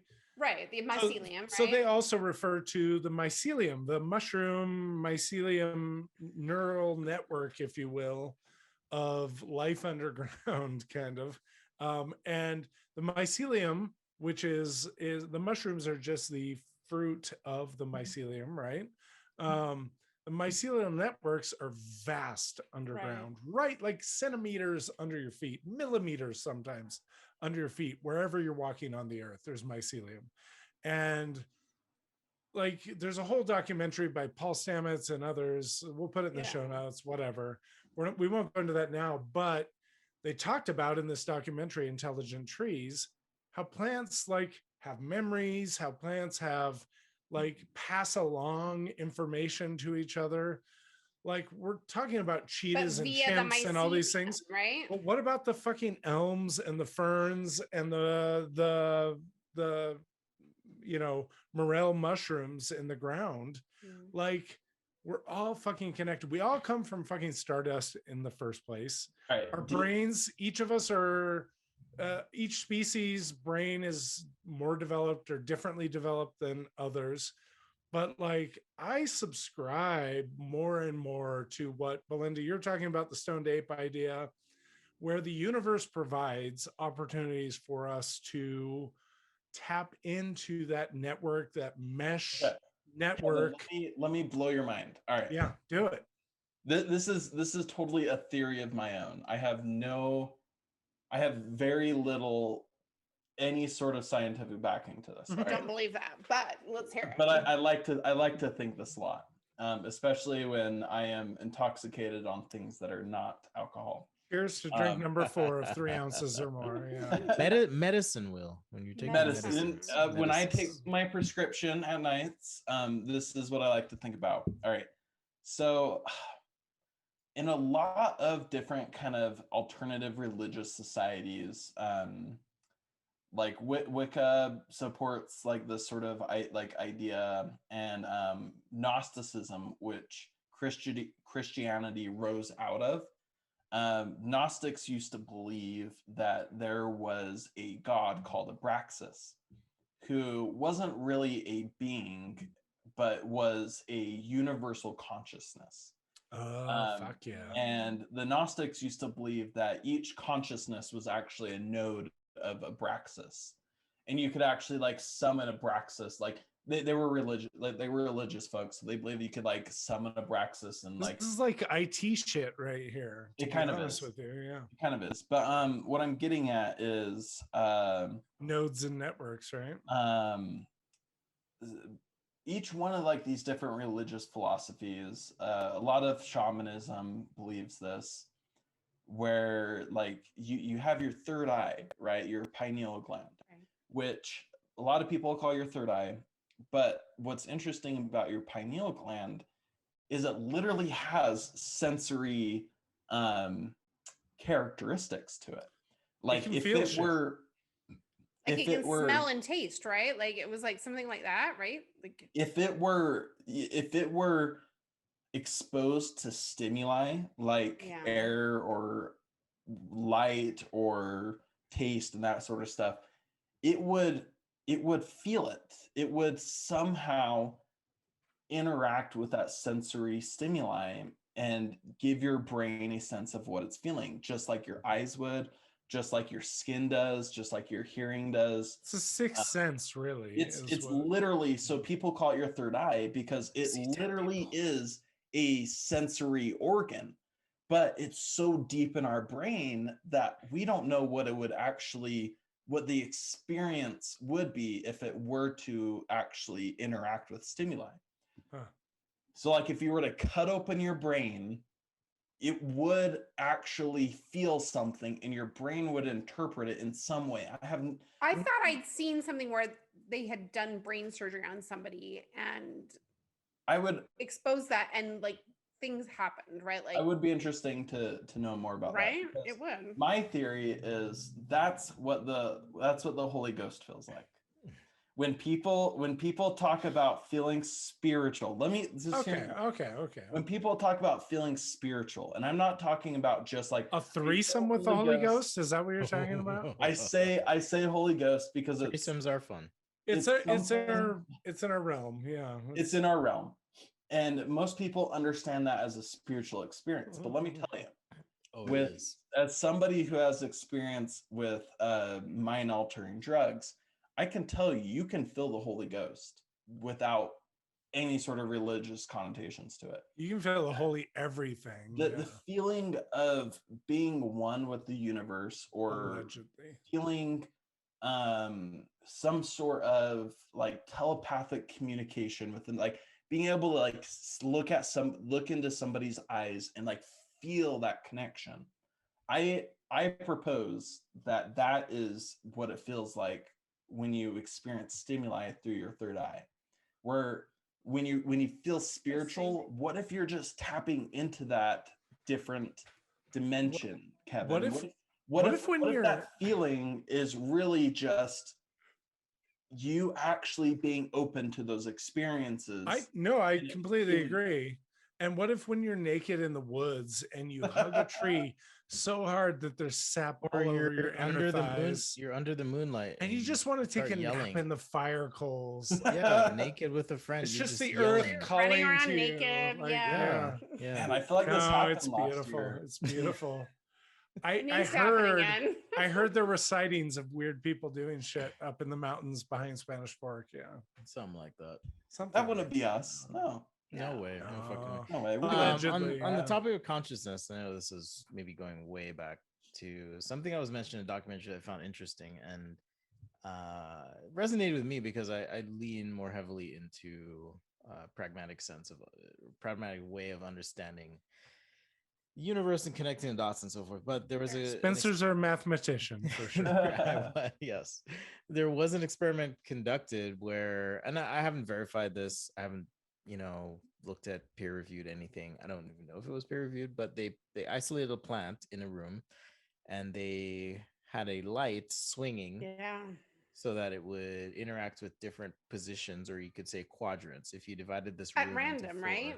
At random numbers in Random the cosmological scale cool of shit. things actually can manifest a pattern, and that pattern decidedly seems to align with this idea of consciousness. Like, is a light conscious if the light plant's like, give me some fucking light? So as they swing this lamp, does that mean that the light's conscious if it recognizes the plant's in a certain corner and it happens to hit that corner more often than the other corners?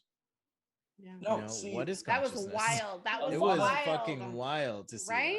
A lot of people, I get a lot of even religious folks kind of laugh at me when I say this, but ESP is real. Extrasensory perception. Yeah. It literally is real. There have been scientific studies done that have shown that telepathy is real. You're talking about MK Ultra or something viewing else? Is real. These sorts of things are capable by our brains, but we just don't exercise that part of our brains at all. A lot of people, except for like telepathy, a lot of people actually, like when people say like, oh, I'm a very empathetic person, I can always know what like I can look at somebody and know how they're feeling. Dude, I've had some freaky shit happen where like literally I'll just be chilling and I will have an image of a friend come into my head and I'm just like, I need to call, message, contact this person, and I do. Yeah. And they're like, oh my god, today has been blah blah blah, and I'm like, oh my god, like I'm it not keeps even happening over and over and over for me. That's ESP. Like it's people will look at it and be like, they don't tap into it. They don't recognize we're not singular as people. It's just native to us. It's something that is so deep in our DNA that it's another sense of ours that we just don't. It's not like feel and smell. We don't. It's not as like. And some people are more in touch with it than others, right? Like, yeah, exactly. Yeah, but that's in regards to aliens though. Let me get back to aliens. Because I am also one, Spencer. I do love to dabble in my conspiracy theories. I would love for you to be right, Kevin. I mean, where we go one, we go all. Bill. No, just kidding. No. I'm gonna buy all of you that fucking book though. No, it's be like, what the fuck? Because there's a little bit more down to earth, maybe not down to earth. I don't know how I'm explaining. Live in the universe, Will. Live in the fucking universe. It's if fine. you're not going to believe us on this idea that like world leaders are like literally coming out and saying that there's these alien civilizations and we've met them and it's like all this sort of stuff. You can look it up. Google that shit. Like, but I mean, even in the last 5 to 10 years, they've been declassifying items. They have. Little, probably tiny little smidgens of what they have, right? But if you are of the mind that you need actual physical proof that extraterrestrials are out there and that they've been to our solar system, here's the book for you. Let's hear it. This is Extraterrestrial by Avi Loeb. Okay. Wait, is that the same guy? Is that the no, it's not. Israeli guy? No, this person is from Israel. So there might be some sort of military propaganda. Different Israeli guy, yeah. There could be some military propaganda happening. Not the one you were talking about before, not that guy, but this is. So there was a comet or asteroid or some object that was going through our solar system just a couple years ago. You might have seen meteor, it yes, or a comet, or it was an asteroid or something. It was a thing. It was a rock. It was cigar-shaped, large, enormous thing. Yeah. It was a cigar-shaped thing. Flying dick. It was dildo-shaped, and it was weird because when it was traveling through our solar system, you would expect something that was traveling through a solar system to be affected by the gravity of the sun. You would expect it to like get didn't it decelerate? Speeds. Yes, speeds. It literally changed course. Yes. Oh God! It came into our solar system and then sped away. And so this person, Avi Loeb, I don't know. I'm gonna. It sounds right. It sounds right. To you, they looked at this person's astrophysicist. That is totally credible. This is 100% ground in hard science. They looked at this object and they came to the conclusion that this was the very first time that our civilization has encountered, on the record, a extraterrestrial spacecraft, meaning that came into our solar system and sped away, and they have literally the evidence for it. Okay, I'm calling that shit out. I'm calling that shit out as the first time, but yes. Like this is the first like historical like. There is no denying. What about the Battle of Los Angeles? What about over Washington, D.C.? What about 40 fucking thousand people calling in to say, what the fuck is all this shit over Washington, D.C.? Like, of course, Kevin, there's all that. But you have no idea, Spencer. It's a rabbit hole. It's a rabbit hole. I heard about the Phoenix incident. That was interesting, but go ahead, Will. A week or two after this book was published, guess what happened? He fucking died. No. All of a sudden, all these scientists came out. Thank God. Yeah. Oh, guess what? We actually found the origin of this object. It turns out this was actually just a shard of a planet of the size of Pluto that had broken off. Guess what? Pluto's on a planet, bitches. No, like they came up with this microplanets. Extremely extravagant excuse for what this object could have been. Of course. And for one of the first times, the reason that the scientists gave that were not extraterrestrial were more far-fetched than the idea that this was alien technology. Like this is the first time. So if you need it's a fucking alien cruise ship cruising by, like they don't give a fuck. They're just out on a cruise, like No, I'm in, just in their alien hot tubs and all shit. I'm saying is if you need All hardcore, inclusive. Yeah. this is like one of the very few pieces of evidence Yeah. that is scientifically backed, that the natural explanation of it is more far-fetched than the idea that it is aliens. So if you don't believe any of this more crazier stuff that aliens have visited Earth, if that doesn't do it for you, read this book. It is That's a good fascinating, call. and it That's is a good call. 100% backed in science. On my reading That's list. awesome. Absolutely. So Spencer, back in the early 50s, very early 50s, so shortly after World War II. Yeah. In Los Angeles, I can't remember the numbers. This is my fifth cocktail, I think now.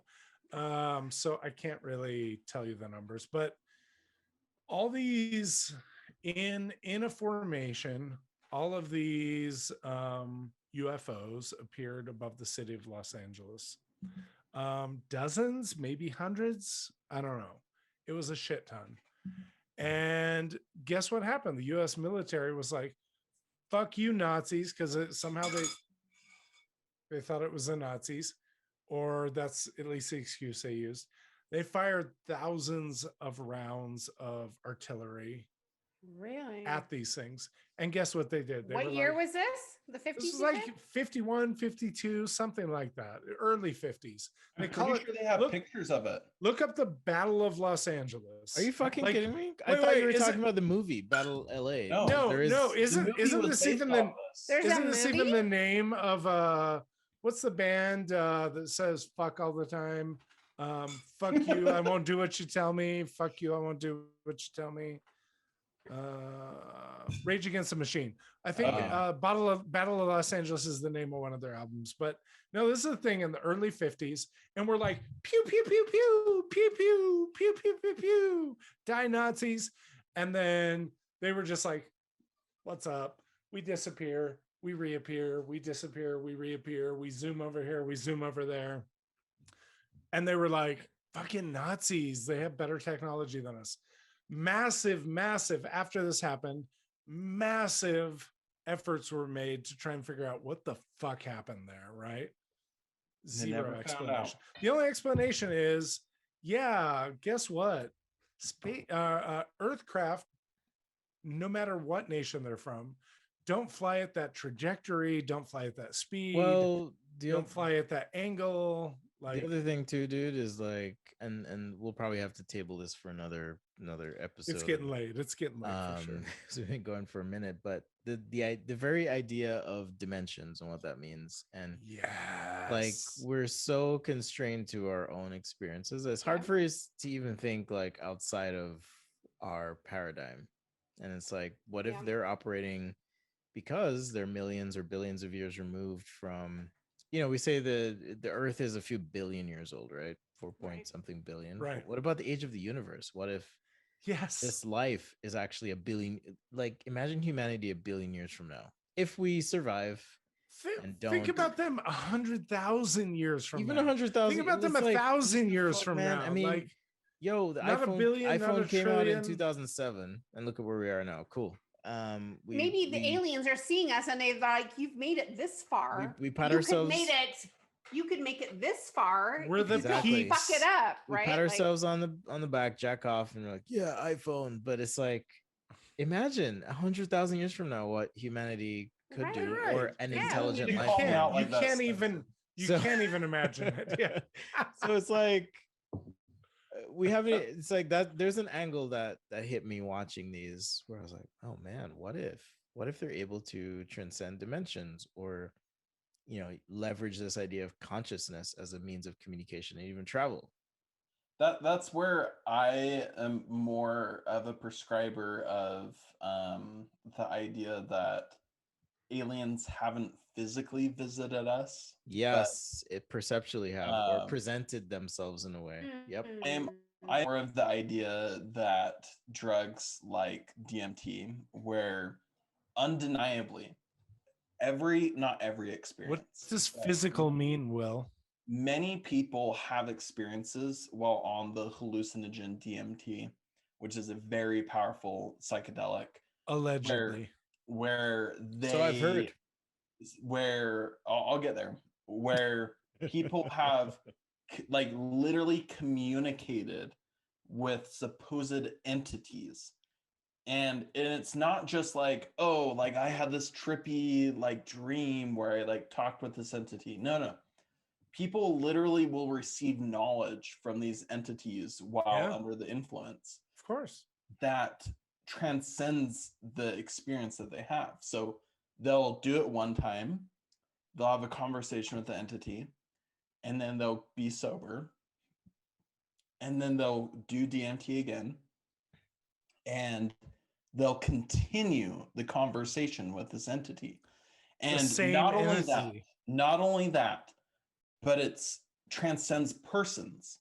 So a person will have a conversation with an entity, and then another person will go under DMT and will continue that conversation. Well, here's the interesting thing too. What the fuck? So Same conversation. So it could be just in the mind that like I'm manifesting this idea of having this conversation with the entity, and that's kind of how it progresses. But on a personal experience, I'll tell you, there's no way that's possible. What if? And I swear to God, those entities do exist. I have no idea what the fuck they are, but I think if we were to actually interact with aliens, I think it would be on that level. But if time and dimensionality of our realm are merely an axis of consideration in this higher plane of existence, of course you could skip through time. Or what if consciousness is a measure of dimension, and that is something that these beings or others who are way more evolved than we are were able to tap into? Then of course you could continue the conversation or have it across multiple people or multiple instances, or our frame of reference certainly dictates what that's like. But it's an interesting thought. Yes. If at the very least, it's an interesting thought. What at the very least, man. At the very least. But one thing I recognize about my human experience is my ability to think is often limited, finite, and to the number of so many things we don't know, right? And the more we know, the more we realize we don't know, right? Absolutely. The more you know. The more you know. You remember that from Saturday morning cartoons? Yes, absolutely. The reading rainbow. Reading rainbow. I can go anywhere. Exactly. Will is like, what the fuck are you talking what's about? His name? It's fucking. Will's like, give me some Pokemon. Geordie LaForge. Geordie LaForge. Yeah. He's the new Jeopardy guy. Fucking Geordie. Yes. He's the new Jeopardy guy. Well, what? it's rumored. We'll see. Oh, is it rumored? I thought it was Green Bay. I don't know if it's actually confirmed. I would love for him to be the new Jeopardy guy. He'd be actually, amazing. He's so awesome. He'd be amazing, and yeah, he I feel would. shitty for not remembering his actual name, even though Lamar. Oh, Lamar Odom. Lamar Odom. Burton. No, God, that's Lamar a Burton. Sporty dude. Lamar Burton. Oh, Lamar Burton. LeVar Burton. We love you, LeVar. Oh my God. Hashtag Geordie. He is awesome. He's pretty great on Twitter. Yeah. Yes, LeVar Burton. He is great. Not Lamar Odom. No, not Lamar Odom. Did that dude die? I think that dude died, and did he marry Kardashian? No, he did not die. Did he die? Oh I think he almost died or died. I know he did drugs. Well, he almost died or all something. do drugs. Drugs. No, no drugs. I mean, life's a drug, right? Oh my God. Jesus. Christ. Jesus. Fuck that. Jesus. Dude. No, I was just in the name of Jesus Christ. Amen. Amen. He's alive. If you say amen, okay, you mean it more. One thing I did want to mention is in the mythos narrative of religions, it makes me do. And I'm not asking y'all to pitch in or whatever, but it is worth contemplating. What if these founding narratives and stories of religions were merely close encounters of the fourth kind? True. Okay, it's true. You saw a being or you saw some spaceship or some shit. And then you were You're like, like, trying to fake is it after that. God. You were like, Makes I sense don't of know. it, right? Okay, I know. Okay, Star Trek has an episode like this, but Wait, OG Star Trek? Or? no. This was in the next generation. Next generation. Okay, of course. That's good. okay. That's good. Don't watch the OG Star Trek.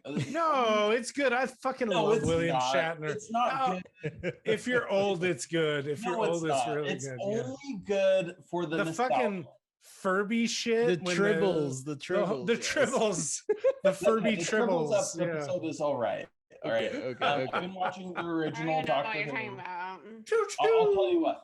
William The Shatner's an original- OG badass, The and we should get him on the podcast. The original Doctor Who is way better. Well, yeah, for sure. But Okay, wait. Let me finish my thought. Okay. If the only thing that makes me think that maybe like if religion origin stories were true, it would make sense if there were aliens, right? Like, okay, an alien comes down, his name is Jesus. He like Mary and Joseph, they're heart-stricken because they can't have a baby or something. This baby shows up on their doorstep. They raise this baby. It's this alien Jesus. Alien his baby. eyes are incredibly big and his arms are tiny. No. but I think aliens will look just like us. Maybe. I don't know. Maybe they'll have a perception filter. not according to the book I read. But. I know. Triangle but heads. they could look like us. But Go ahead.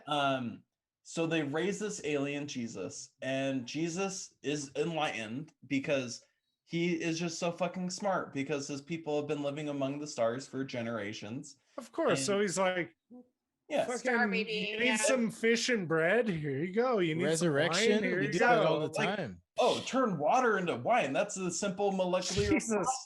I just take a piss and that happens. Yeah. Like, my God. No. This wine. And then this alien dies, and it turns out this alien species, they actually regenerate similar to Doctor Who Yes. every time they die. And he Dr. comes Seuss? back He's the new doctor. No, not He's the Dr. new Seuss. 3 Dr. days Jesus. later. But during his regeneration process, his Dr. alien Jesus. friends are able to find him. And so he's like, "Hey guys, I'm back. Make sure to I'm tell back, everybody to love thy neighbor." bitches. Like he's like telling everybody, like, just be nice to your neighbor, like love everybody. Now I got to go to another dimension. Peace out. And then he's just like, they're like, will you ever come back? And he's like, I don't know, maybe I'll come back. Maybe Yeah, I'll sure, visit South America. back Who one knows? day. Yeah. We'll see. Just And like you that's tell true. people you're never going to visit again. You're Yeah. like, This is like yeah, a one probably. night stand. Like sure. This is a one night stand for sure. Keep It's a like, yeah, toothbrush I'll totally for be me. back. Yeah. Totally. yeah. But he's filled with regret. An old man filled with And regret. she's filled with his semen. Oh God. That Oh, sorry. Yeah. Alien semen. But That- I mean, Oh, okay. Oh, maybe so- Mary got fucked by an alien. Since possibly, but since we're on the topic of like biblical things and even Mormon prophecies, whatever, whether it was drugs or UFOs, Lies. but I mean, Elijah talked about, didn't he talk about a wheel coming out of heaven? Yeah, he Yeah. And did. then you have in Revelations just some And of the the rock image- being cut out of a yeah, it's just like fucking- imagery. It's like, of course, you've never seen anything like. If I saw a glowing light, I would use some weird language to describe it because And what if We you may not lived have- like we may not have 3,000 years words. before Jesus? Like, We may not have words for what we could experience. So of Sure. course you're gonna be like, "Yo, it was like lightning Dude. came out of my asshole," and then that becomes a scripture, right? And that's However, there is one thing that is just so blatantly obvious, and it's the Alright. fucking burning bush. How much more obvious that this dude was fucking smoking something? Are you Okay, fucking okay. kidding me? That dude was fucking high. He was burning a bush. Come on. that dude was Moses. that dude was high as balls. Maybe. Let's admit it. Yeah, potentially. Here's the thing. Tell us. Here's Give us- I'm give us the starting to tip, Kevin. believe. Just the tip. So, just the tip with Kevin, and this is the hard tip. This is the Oh fucking wow. solid tip. It's not like, almost there. Anyway, It's not a semi. as That's what it's he's not a saying. semi. Here's the thing. As I've removed myself from religion, I've actually started to open my eyes over the past like less than a decade, well, less than a decade. I've started to open my eyes to what reality might actually be rather than listening to people who tell me what reality is. And guess what? When you open your eyes, and opening your eyes involves allowing the information from other people to come in, and you parse through it and you throw shit away and you burn bushes and you fucking take care of shit that way. Eventually you come to your own. Is everyone's understanding right? No, of course not. Like everyone comes to a different understanding. But the reality is what we're understanding by watching documentaries, drinking alcohol, smoking weed, allegedly, inhaling Some people do that. Some people DMT, do that. eating mushrooms, allegedly, all these things, whatever. Some people Not with that their we would medical do that, but cards do some that. people do. Yeah. The understanding we're coming to is at least our own. And the reality is going way, way, way, way back now, because it's very late, to the tree metaphor, not metaphor, the reality of trees. The tree of and life. when you build a network of living organisms throughout the fucking universe, the truth will come to you if you allow it to come to you. But you have to open yourself up to that truth. And if you only believe what you've been told by others and don't allow yourself to other realities, guess what? You're not going to find it. I feel like Kevin, that we makes could me talk. So according to my favorite TV show, the truth is out there, bitches. I feel like we could talk about this for like 10 hours, honestly. It's true. Let me finish on this one thought. This will be the last thing I say. Because we should wrap really well. I want to hear it. And I told you guys this on, I think it was before one of our episodes, but one of 2020's Nobel Prize winners, they were a group, I think it was the Nobel Prize of Biology. Blue Man Group.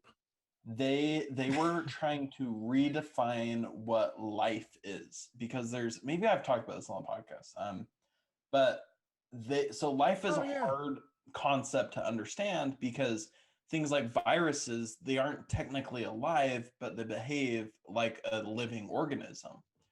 So they tried to create a definition of life that was a little bit more inclusive to these sorts of organisms. And so you can look up their research, but basically what they came down to was like life is both individualistic and in a group.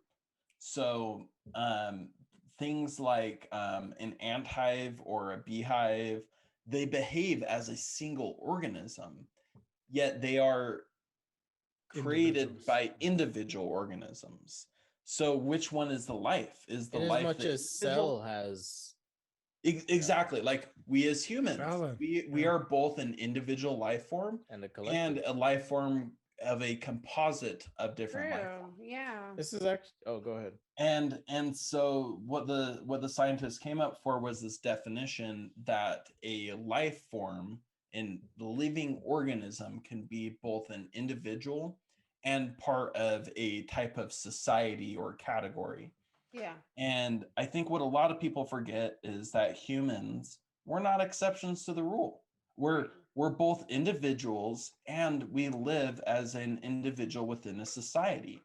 And things that we do affect the society. So like what you're saying, Kevin, is like when people get bottled up into these like really strict ideas of what life is supposed to be, or what morality is supposed to be, you're missing the bigger picture. We are an organism living in a larger society, and when we hurt that larger society, we hurt ourselves. When the ants don't work together to get food, all of their society is harmed. Just like when we don't take care of our own, like our own as in other humans or other conscious beings, it hurts us. And we And talk a lot that is about something that we need to take care of. we talk a lot about capitalism, socialism, communism, whatever on the show. And there's such a stigma against this collective mindset. Yeah. And it just hit me Because when I was watching. it's been executed so poorly in the past, right? Yeah, it's hit me so hard when I was watching the documentary. Like, if we didn't have to worry and like stress about the things that we do on a day-to-day basis, what could we do? We could be more mindful, we could be more compassionate. Like, so many of these problems I feel would go away. Yeah. Now, do I hesitate saying it's a communist mindset? Absolutely, because there are repercussions for that, and people look at that word as like, I don't know, they equate it to Hitler, right? Yeah, But that's not the point. The point is, what could we do if we Shared had the all our time, resources, right? if we had the space and ability to not stress about the basic needs? Like, what would Yeah. you do? What could you do? that let's was okay. This is my last thought. Last thought. Was I thought it was so interesting that you were talking about Spencer earlier in the podcast, talking about I don't know, like an individualistic view of the world. oh yeah, like Oh no. You were saying abundance for Scarcity versus abundance mindsets. Yep.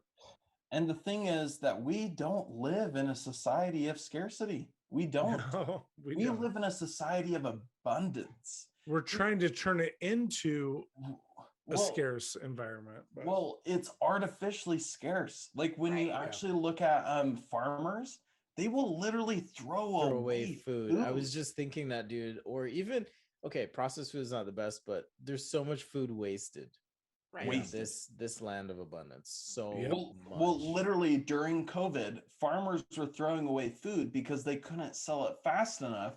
And so they would throw away food. They wouldn't just throw it away, they would contaminate it so that there would be an artificial scarcity in order to keep prices up. So I know Capitalism. personally firsthand of this because I'm not going to say why, but that food thrown away is then tainted with bleach so that other people cannot obtain it and use it. It's Even Because though if you it's get it free, you perfectly don't have to healthy. buy It's it. under the auspices of probably public safety or health, and it's like, no. no, Maybe. it's not. It's not, but it's- because well, it's I mean, still capitalism. good food, I'm but just they saying throw that's- bleach on it. They That's the throw potential bleach on that double food. speak. We need to Yeah. you That know, fucking make this date on the inedible. label. We need to yeah. make this It's inedible literally- so that people don't hurt themselves. And it's also, it goes way further than that. It goes to like if you look on TikTok, there are so many like Victoria's Secret employees that will be cutting up bras in order to create a fake scarcity of supply so that they don't need to lower prices. They will literally cut up bras that they haven't sold in months or years. Like They we just don't live want in the a seagulls to get society- stuck in the bras. we literally live in a society of abundance, and we True. refuse to live in that society so that we can so that people can No, the idea of and that's the last thing I'll capitalism. say. No, the idea of capitalism Lies. overthrows every other aspect of our society. Like the idea that we must pay for any like portion of our existence, right? And Whether it's food or education or housing or whatnot. This idea that we must pay for it. One of my children showed me a video that was like, who's the guy from Star Trek? Oh. Picard. Geordie. No, the McFly. OG dude.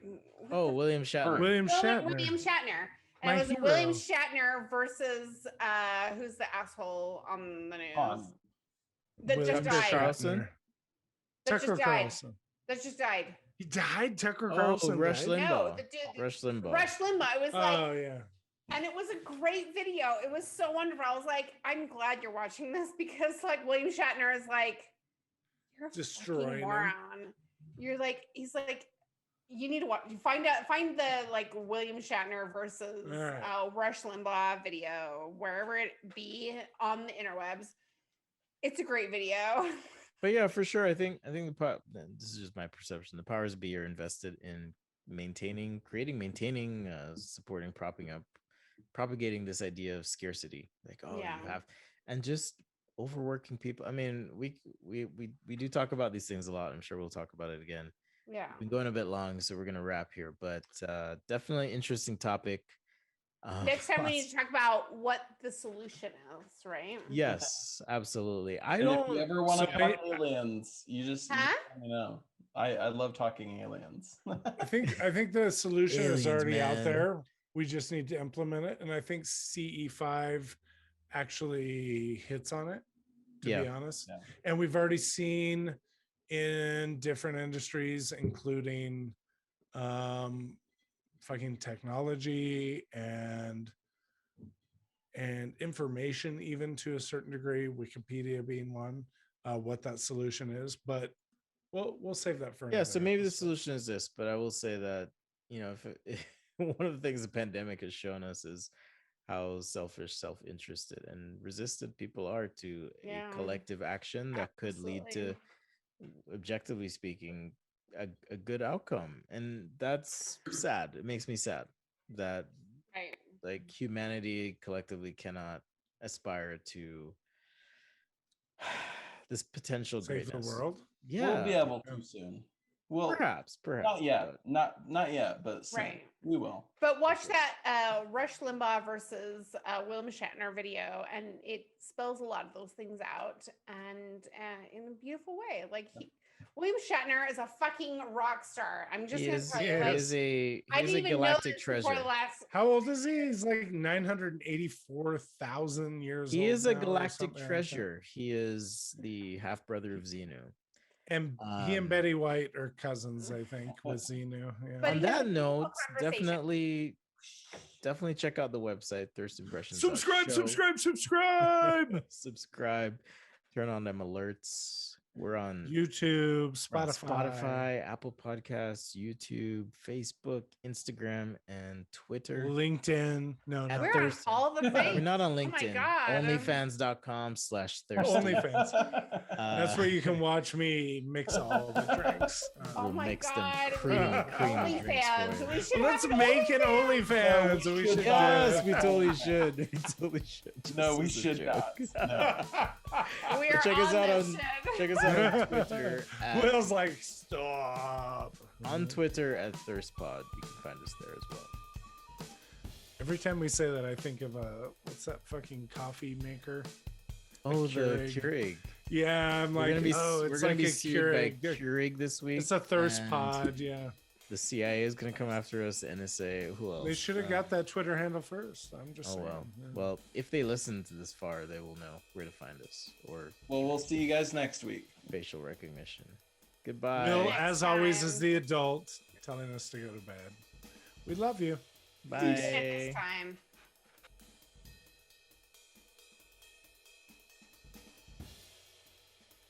Let me tell you what the password is.